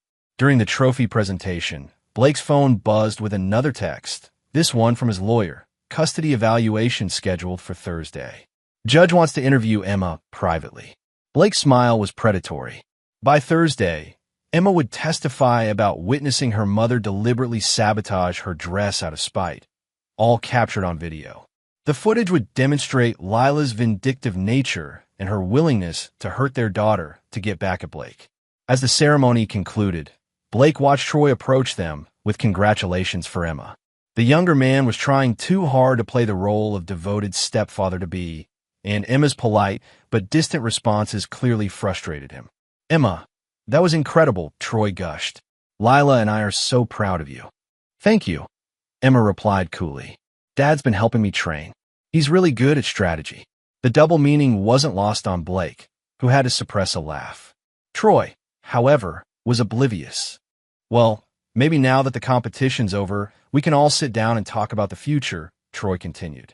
You know, about custody arrangements and... Troy, Blake's voice cut through the conversation like a blade. I think you have more pressing concerns than my custody arrangements. Something in Blake's tone made Troy pause. What do you mean? Blake glanced at Robert, who was listening intently while pretending to chat with other parents. Just that business can be so unpredictable. One day you're on top of the world. The next day you're explaining to investors why their money disappeared. Troy's face went pale. What are you talking about? Nothing specific, Blake said innocently. Just general observations about the construction business. It's so important to have honest partners, don't you think? As Blake and Emma walked away, leaving Troy standing frozen with dawning comprehension, Blake felt the familiar satisfaction of a plan coming together perfectly. Troy was beginning to realize that maybe, just maybe, he'd underestimated his former friend. The dance competition was over, but the real performance was just beginning. Chapter 5. The Walls Close In. Monday morning arrived with the efficiency of a military operation. Blake sat in his corner office overlooking the construction site where his crews were building the new civic center, a real contract, unlike the fictional ones Troy had been counting on. Through his window, he watched the workers who respected him, the foreman who trusted his judgment, the empire he'd built through careful planning and absolute ruthlessness when necessary. At exactly 9 a.m., Robert Chun arrived looking haggard and worried. Blake's secretary showed him in, and Robert immediately began pacing Blake's office like a caged animal. Blake, we need to talk. Something's very wrong with Troy. Blake poured 2 cups of coffee from the machine in his office, adding cream to Robert's exactly the way he liked it. Details mattered in psychological warfare. What kind of wrong? I went to his office early this morning to pick up some files, and I found something in his safe. Robert pulled out a manila envelope with shaking hands. These photos, they're of Troy with your ex-wife, in compromising positions, time-stamped during your marriage. Blake examined the photos with the perfect expression of a man seeing evidence of betrayal for the first time. His private investigator had done excellent work. The photos were real, just not taken when the timestamps indicated. Modern technology made such deceptions almost trivially easy. Jesus Christ, Blake breathed, injecting hurt and anger into his voice. How long? When were these taken? According to the timestamps, at least 2 years ago. Blake, I'm so sorry. If I'd known. Blake slumped into his chair, playing the role of devastated friend. 2 years. They were planning this for 2 years. There's more, Robert said reluctantly. I found documents suggesting Troy was using information about your business to plan his expansion. Contract details, client lists, financial projections. It looks like he was positioning himself to steal your clients. Blake's performance was masterful. The right amount of shock, betrayal, and slowly building rage. That son of a bitch. No wonder he knew exactly which contracts to bid on. He had inside information from my own wife. I confronted him this morning, Robert continued. He denied everything, said the photos were fake, that you were trying to frame him. But Blake, the evidence is pretty damning. Blake stood and walked to his window, letting Robert see the tension in his shoulders. What are you going to do? I'm pulling my investment. Effective immediately. I can't be associated with this betrayal. My reputation is everything in this business. Phase 3 was proceeding exactly as planned. Blake turned back to Robert with an expression of grim determination. I appreciate you telling me, Robert, and I want you to know this changes nothing between us. You couldn't have known. Robert's relief was palpable. Thank you, Blake. I was worried you'd blame me for backing him. You're not responsible for other people's betrayals, Blake said, meaning every word. Robert was collateral damage, but necessary collateral damage. Sometimes good people got hurt when you went to war with bad ones. After Robert left, Blake's phone rang. Lila's number appeared on the screen, and he let it go to voicemail. Then it rang again, and again. By the 4th call, he answered. What do you want, Lila? You bastard. Her voice was shrill with panic. What did you do to Troy? Blake leaned back in his chair, savoring her distress. I didn't do anything to Troy. I've been busy with Emma's training schedule and some meetings about real contracts. What? His business partner pulled out. All his investors are abandoning him. Someone planted fake photos in his office, and now everyone thinks he's a corporate spy. Fake photos. Blake injected just the right amount of confusion into his voice. What kind of photos? You know exactly what kind. Photos of him and me. Someone doctored timestamps to make it look like we were together years ago. Blake was quiet for a long moment, then spoke in a voice that could freeze blood. Lila, are you telling me that there are photos of you with Troy that could be doctored to look like they were taken during our marriage? The silence on the other end of the line was deafening. Because if such photos exist, Blake continued relentlessly, that means you were intimate enough with him to pose for them at some point. Which means my lawyer is going to be very interested in establishing exactly when your relationship with Troy began. Blake, you don't understand. I understand perfectly. You just confirmed that compromising photos of you and Troy exist. Thank you for that admission. My lawyer will be calling you. Blake hung up and immediately called his attorney. David? Blake Morrison. I need you to file a motion to reopen the financial aspects of my divorce. Yes. I have new evidence that suggests the adultery began much earlier than disclosed. While Blake was on the phone, his secretary buzzed him. Mr. Morrison, there's a Troy Brennan here to see you. He says it's urgent. Blake smiled coldly. Send him in. Troy burst into Blake's office looking like a man on the edge of a complete breakdown. His usually perfect hair was disheveled, his expensive suit wrinkled, and his eyes had the wild look of someone watching their world collapse in real time. Blake, please. We need to talk. Of course, Blake said pleasantly, hanging up the phone. Would you like some coffee? You look like you need it. Cut the act. Troy slammed his hands on Blake's desk. I know you're behind this. The photos, the fake contracts, turning Robert against me. It's all you. Blake's expression didn't change, but something dangerous flickered in his eyes. Troy, I'm going to give you one chance to walk out of my office. If you ever put your hands on my property again, or raise your voice in my presence again, I'll throw you through that window. The casual way Blake delivered the threat made Troy take a step back. For the first time, he was seeing past the civilized businessman to the predator underneath. You can't prove anything, Troy said, but his voice lacked conviction. I don't need to prove anything, Blake replied calmly. You've destroyed yourself. I just provided the rope. Troy's face crumpled as the full scope of his situation hit him. Please, Blake, I'm ruined. Robert was my biggest investor. Without him, I can't meet my obligations. I'll lose everything. Blake stood slowly, his full height and military bearing making Troy unconsciously retreat toward the door. Good. Blake, please. I know I made mistakes, but... Mistakes? Blake's voice was deadly quiet. You fucked my wife. You betrayed our friendship. You tried to steal my business. And worst of all, you tried to manipulate my daughter into choosing between her parents. Those are mistakes, Troy. Those are declarations of war. Blake moved around his desk with predatory grace. And the thing about declaring war on me is that I always win. I've been planning your destruction since the day I found out about you. Every conversation we've had, every piece of advice I gave you, every contract I mentioned, it was all designed to lead you exactly where you are right now. Troy backed against the door, his face pale with horror. You're insane. No, Blake said softly. I'm thorough, and I'm just getting started. As Troy fled the office, Blake returned to his desk and made another phone call. Detective Martinez? This is Blake Morrison. I have some information about financial fraud that you might find interesting. The walls weren't just closing in on Troy and Lila. They were about to collapse entirely. Chapter 6, The Trap Springs. Thursday morning, Emma Morrison sat in Judge Patricia Williams' chambers with the composure of someone twice her age. Blake waited in the hallway outside, checking his watch and fielding text messages from his lawyer, his private investigator, and his construction foreman. Everything was proceeding according to schedule. Through the door, he could hear Emma's clear voice explaining to the judge about the dance competition, about her mother's behavior, about the dress incident. She spoke without vindictiveness, simply stating facts in her precise way. Blake had coached her to tell the truth, all of it, but he hadn't needed to coach her to be effective.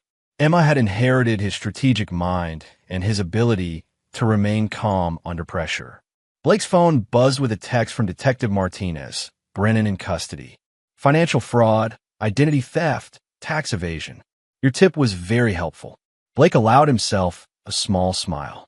Troy had made it easy by actually falsifying documents to support his fake government contracts. All Blake had done was make sure the right authorities found the evidence at the right time. Another text, this one from his PI. Lila's lawyer withdrew from her case this morning. Conflict of interest. She's scrambling to find new representation. Of course, her lawyer had withdrawn.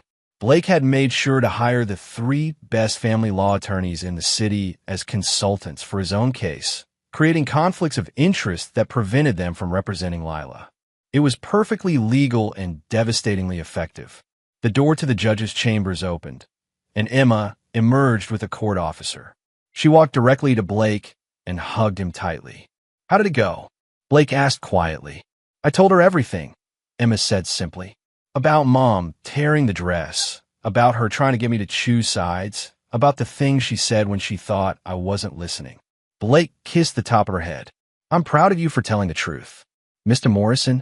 Judge Williams appeared in the doorway. Can I speak with you for a moment? Blake entered the judge's chambers, noting her serious expression.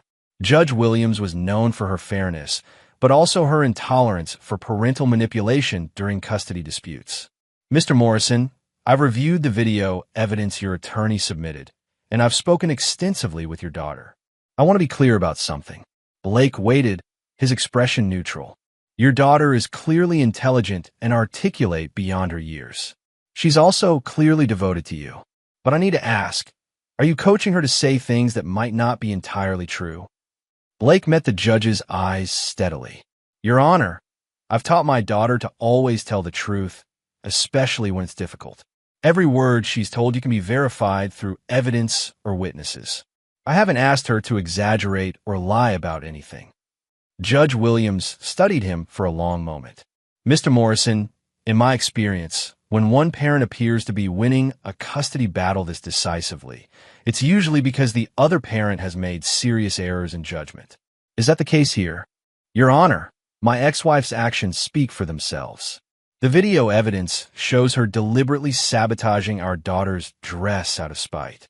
Emma has witnessed numerous instances of her mother trying to manipulate her into taking sides. And now my ex-wife is involved with a man who's currently being investigated for fraud. Blake paused, then continued carefully. I've never tried to turn Emma against her mother. I've simply refused to prevent Emma from drawing her own conclusions about her mother's behavior. The judge nodded slowly. Mr. Morrison, I'm going to grant you temporary full custody pending a complete psychological evaluation of both parents. Your ex-wife will have supervised visitation rights once per week until we can determine what's in Emma's best interests. Blake felt a surge of satisfaction, but kept his expression appropriately solemn. Thank you, Your Honor. Emma's welfare is my only concern. As Blake and Emma left the courthouse, Blake's phone rang. Lila's name appeared on the screen, and this time, he answered on the first ring. Blake, please, we need to talk. Lila's voice was ragged with desperation.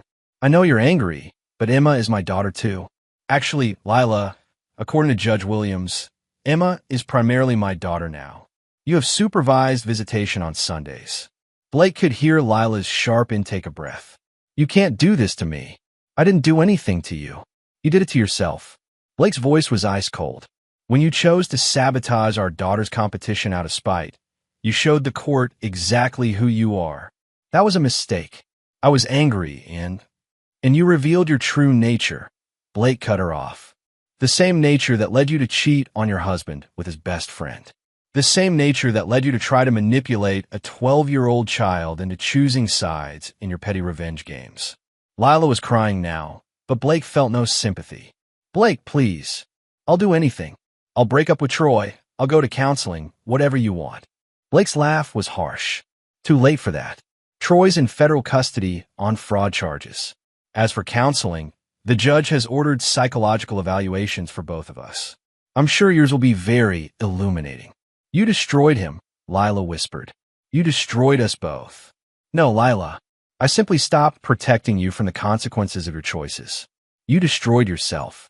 Blake ended the call and looked down at Emma, who had been listening quietly.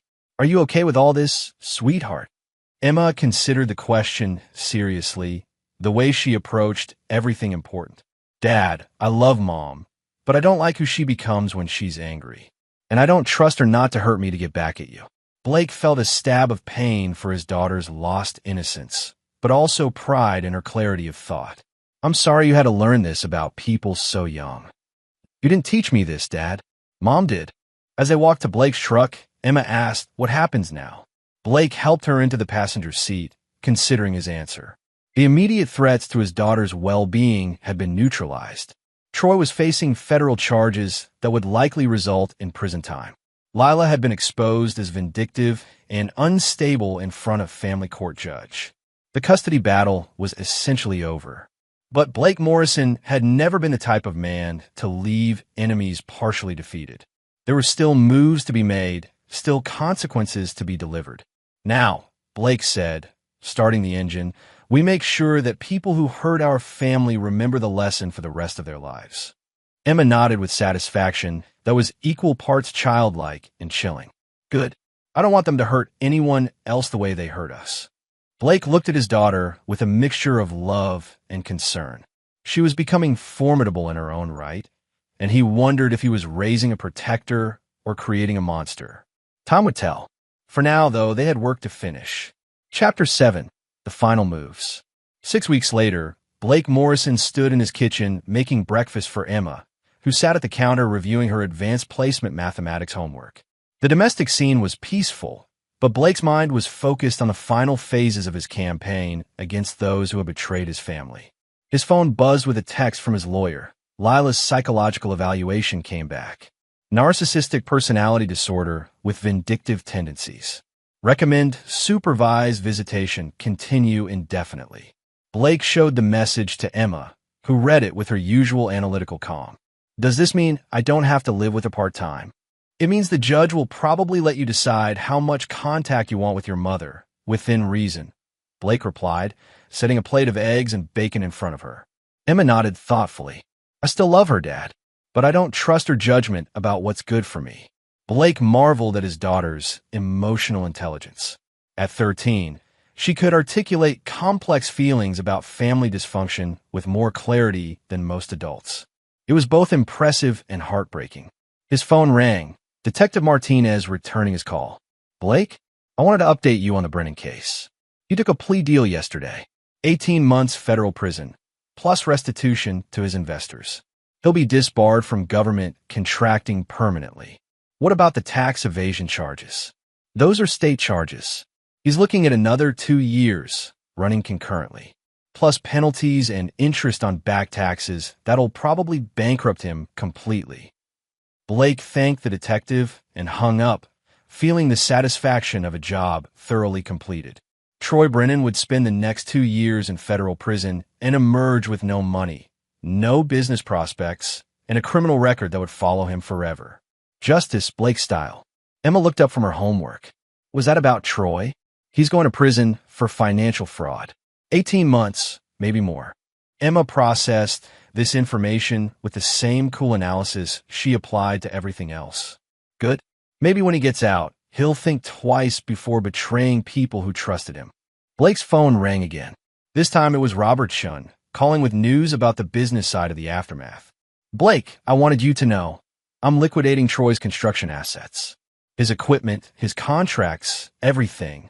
Since you were the one who exposed his fraud, I thought you might be interested in some of the pieces. Blake smiled grimly. What did you have in mind? His office building, for starters. Prime location downtown. His crane fleet, they're practically new. And his client list, what's left of it after the scandal broke. It was poetic justice. Blake would acquire Troy's business assets for pennies on the dollar, essentially absorbing what remained of his former friend's empire. Troy tried to steal Blake's clients and contracts. Instead, Blake would inherit Troy's. Send me the details, Blake said. I'll make you a fair offer. After the call, Emma looked at her father with something approaching awe. You're not just destroying them. You're taking everything they built. I'm acquiring legitimate business assets from a liquidation sale. Blake corrected gently.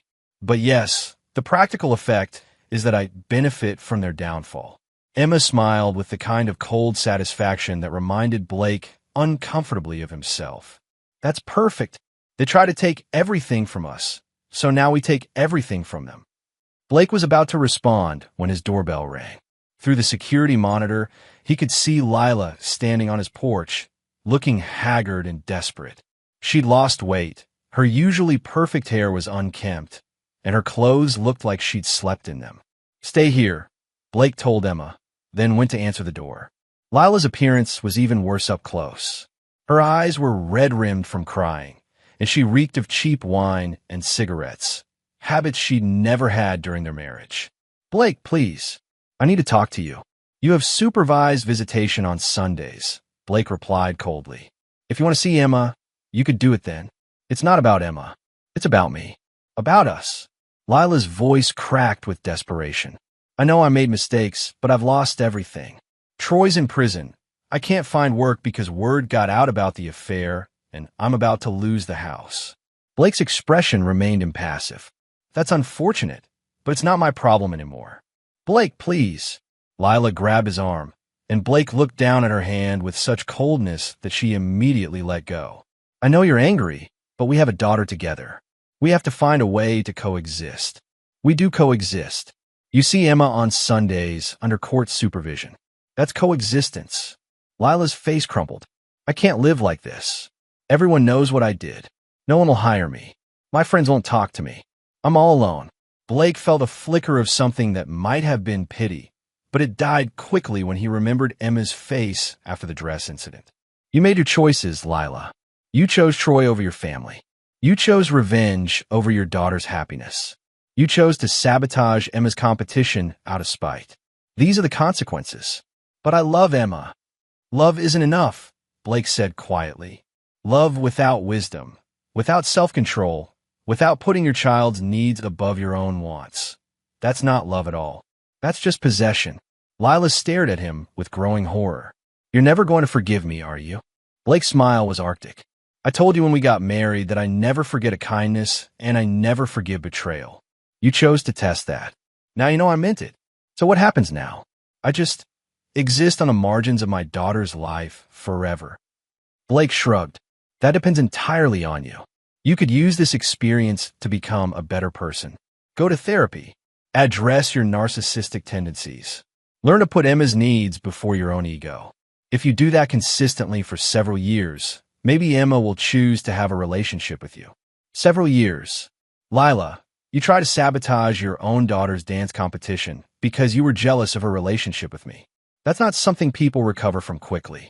Trust takes time to rebuild, and Emma's trust in you is completely shattered. Blake stepped back into his house, preparing to close the door. You have a choice to make. You can spend the rest of your life feeling sorry for yourself and blaming me for the consequences of your actions. Or you can use this as an opportunity to become the kind of person who deserves Emma's respect. But either way, you'll do it from a distance. As Blake closed the door, he could hear Lila sobbing on his porch. He felt no satisfaction in her misery, only cold certainty that justice had been served. Emma appeared in the hallway, having listened to the entire conversation. She looked terrible. Yes, she did. Do you think she'll get better? Become a better person, I mean. Blake considered the question seriously. I don't know, sweetheart. People can change, but only if they want it badly enough. Your mother would have to admit that her problems are her fault, not mine. That's usually the hardest part for people like her. Emma nodded with the wisdom of someone who'd learned hard lessons about human nature very young. I hope she does get better. But even if she does, I don't think I'll ever trust her the way I used to. Blake pulled his daughter into a hug, proud of her insight and saddened by its necessity. That's probably wise, Emma. Trust should be earned, not assumed. As they returned to the kitchen to finish breakfast, Blake's phone buzzed with one final text from his private investigator. Lila's employment applications, all rejected. References from Troy's business associates confirming affair during marriage. She's effectively blacklisted from her profession. Blake deleted the message without showing it to Emma. His daughter didn't need to know that Blake had systematically destroyed Lila's professional reputation by ensuring that everyone in her industry knew about her adultery and vindictive behavior. Some revenges were too complete to share, even with willing conspirators. The war was over. Blake Morrison had achieved total victory. His enemies were destroyed, his daughter was safe, and his empire was stronger than ever. But as he watched Emma solving complex mathematical equations with the same cold precision she'd applied to manipulating her mother, Blake wondered if perhaps his victory had come at a cost he hadn't anticipated. His daughter was becoming formidable, but was she also becoming like him? Time would tell. For now, they had won, and that was enough. Chapter 8, The Reckoning. 3 months after Lila's desperate visit to Blake's house, Emma Morrison celebrated her 13th birthday in the backyard of their family home. The party was elegant but modest, a few close friends, some of Blake's trusted employees and their families, and notably absent were any representatives from Emma's maternal side. Blake watched his daughter blow out the candles on her birthday cake, noting how poised and confident she'd become. The shy 12-year-old who'd been torn between her parents was gone, replaced by a young woman who knew exactly where her loyalties lay and why. Dad. Emma approached him as the party was winding down. I got a letter from Mom today. Blake's expression tightened slightly. What kind of letter? Emma pulled a handwritten note from her pocket. Blake could see Lila's familiar handwriting, shakier than usual, but still recognizable. She says she's been going to therapy and wants to know if I'd be willing to have a phone call with her. No pressure, just to talk. Blake read the letter carefully. It was remarkably different from Lila's usual communications. No manipulation, no guilt trips, no attempts to blame Blake for her situation. Just the simple request and an acknowledgement that Emma had every right to refuse. What do you want to do? Blake asked. Emma considered the question with her usual analytical approach. I think I want to try, but I want you to listen in on the call, and I want to stop whenever I want to. Blake nodded. That seems reasonable. When do you want to call her? Tonight, after everyone goes home.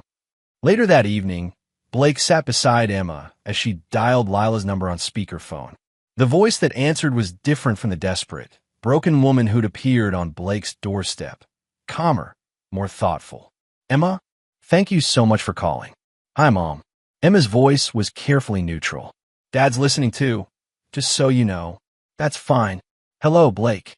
Blake didn't respond, but Emma glanced at him questioningly.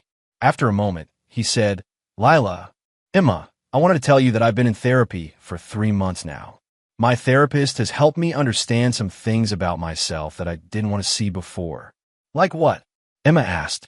"Like the fact that I was using you to hurt your father, instead of protecting you from our problems. And that when I tore your dress, it wasn't really about the competition. It was about my own jealousy and anger." Blake raised an eyebrow. This level of self-awareness was new for Lila. "The therapist says I have something called narcissistic personality disorder," Lila continued. "It means I have trouble seeing other people's needs when they conflict with what I want. But I'm working on it." Emma leaned forward, interested despite herself. "Are you getting better?" "I think so. It's hard work, and I have to check myself constantly. But I'm starting to understand how much I hurt you, and how much I hurt your father, and how much I hurt myself." There was a long pause before Lila continued. "Emma, I want you to know that I don't blame your father for what happened to me.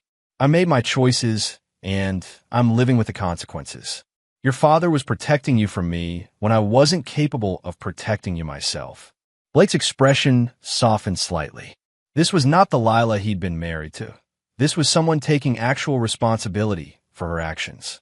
"What about Troy?" Emma asked bluntly. "Troy was a mistake. A big one.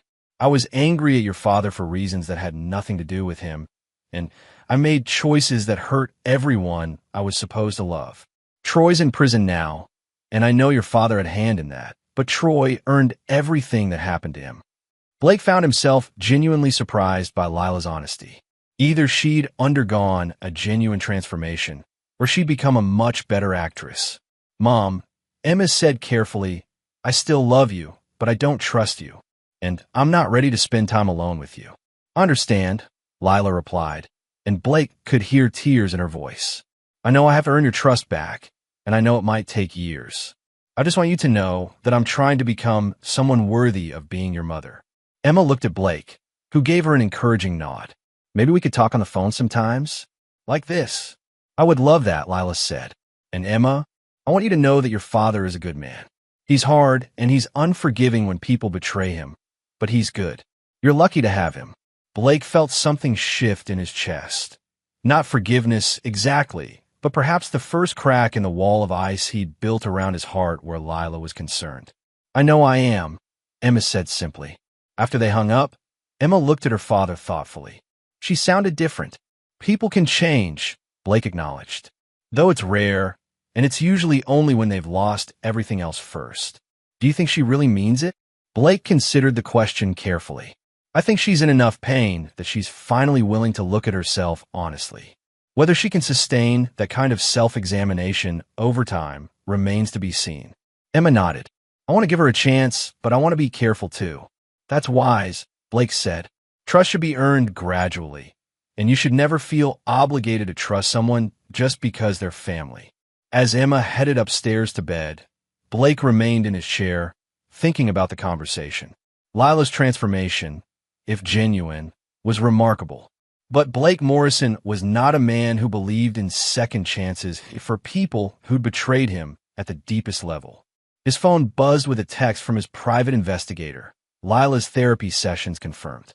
Dr. Jennifer Walsh, licensed psychologist specializing in personality disorders. Sessions 3 times per week for past 14 weeks. Appears legitimate. Blake smiled grimly. Even when extending olive branches, he verified everything. Trust, but verify, especially when it came to people who'd already proven themselves capable of elaborate deception.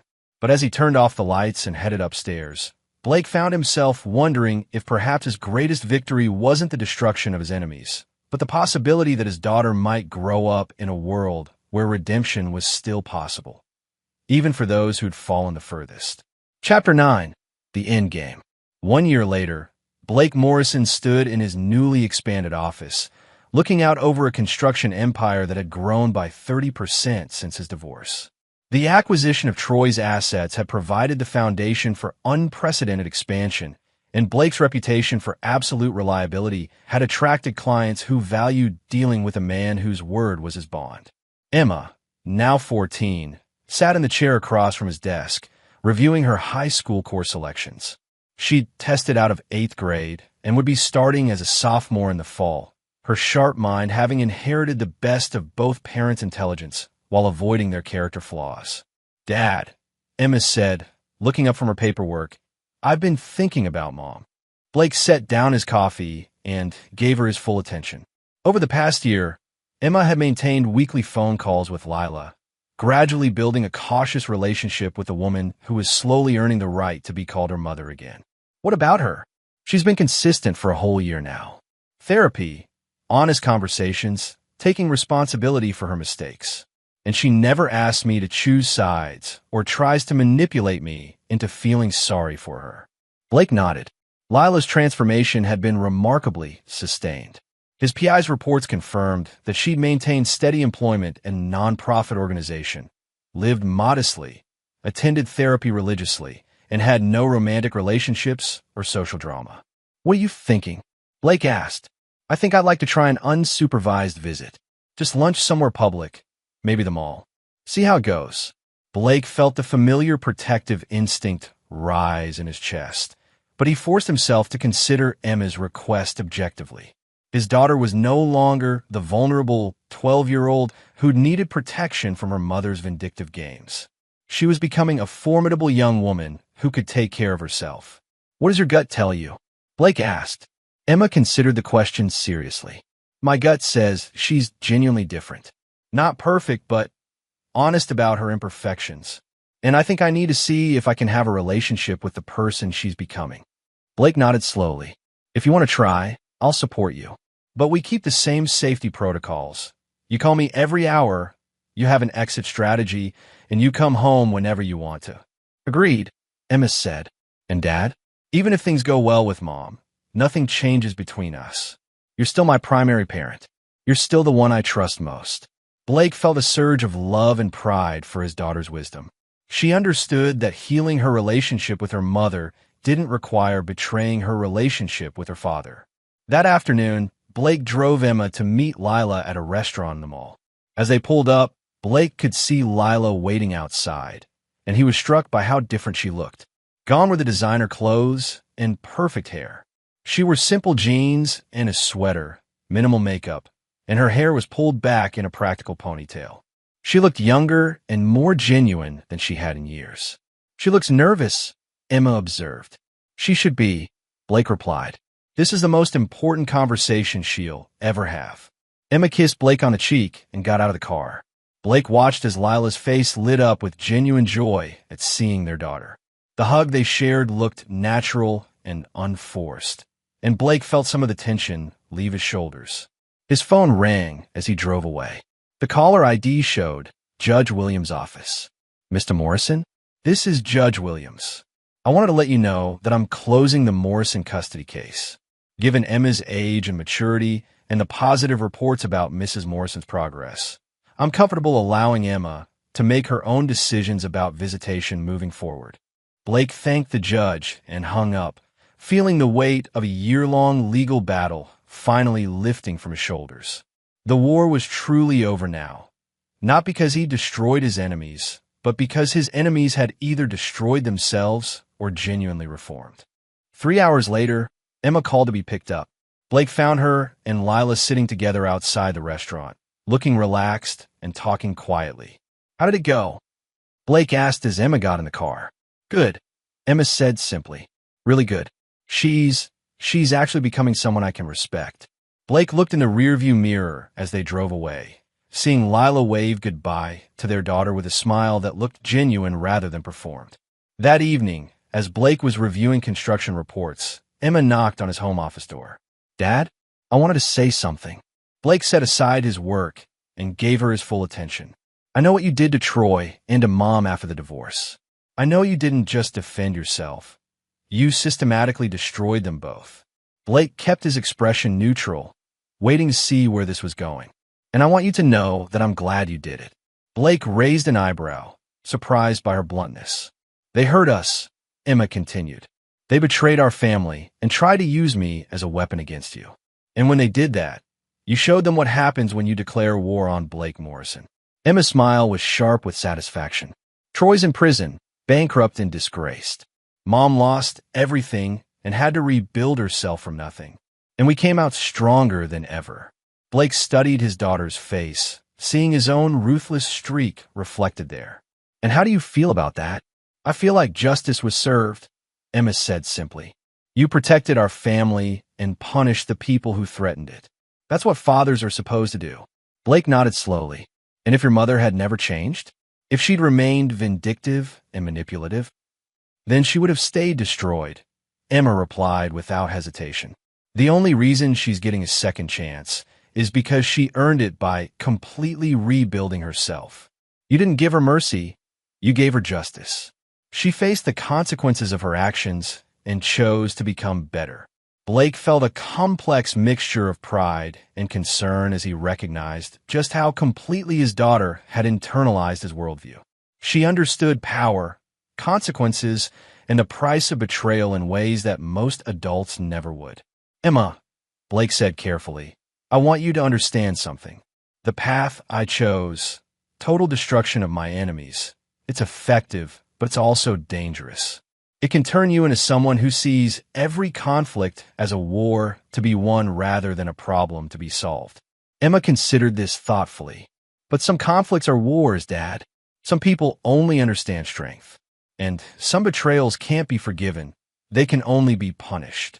Blake realized that his daughter had learned the most important lesson he could teach her, discernment. She understood the difference between conflicts that required mercy and conflicts that demanded justice. She knew when to forgive and when to destroy.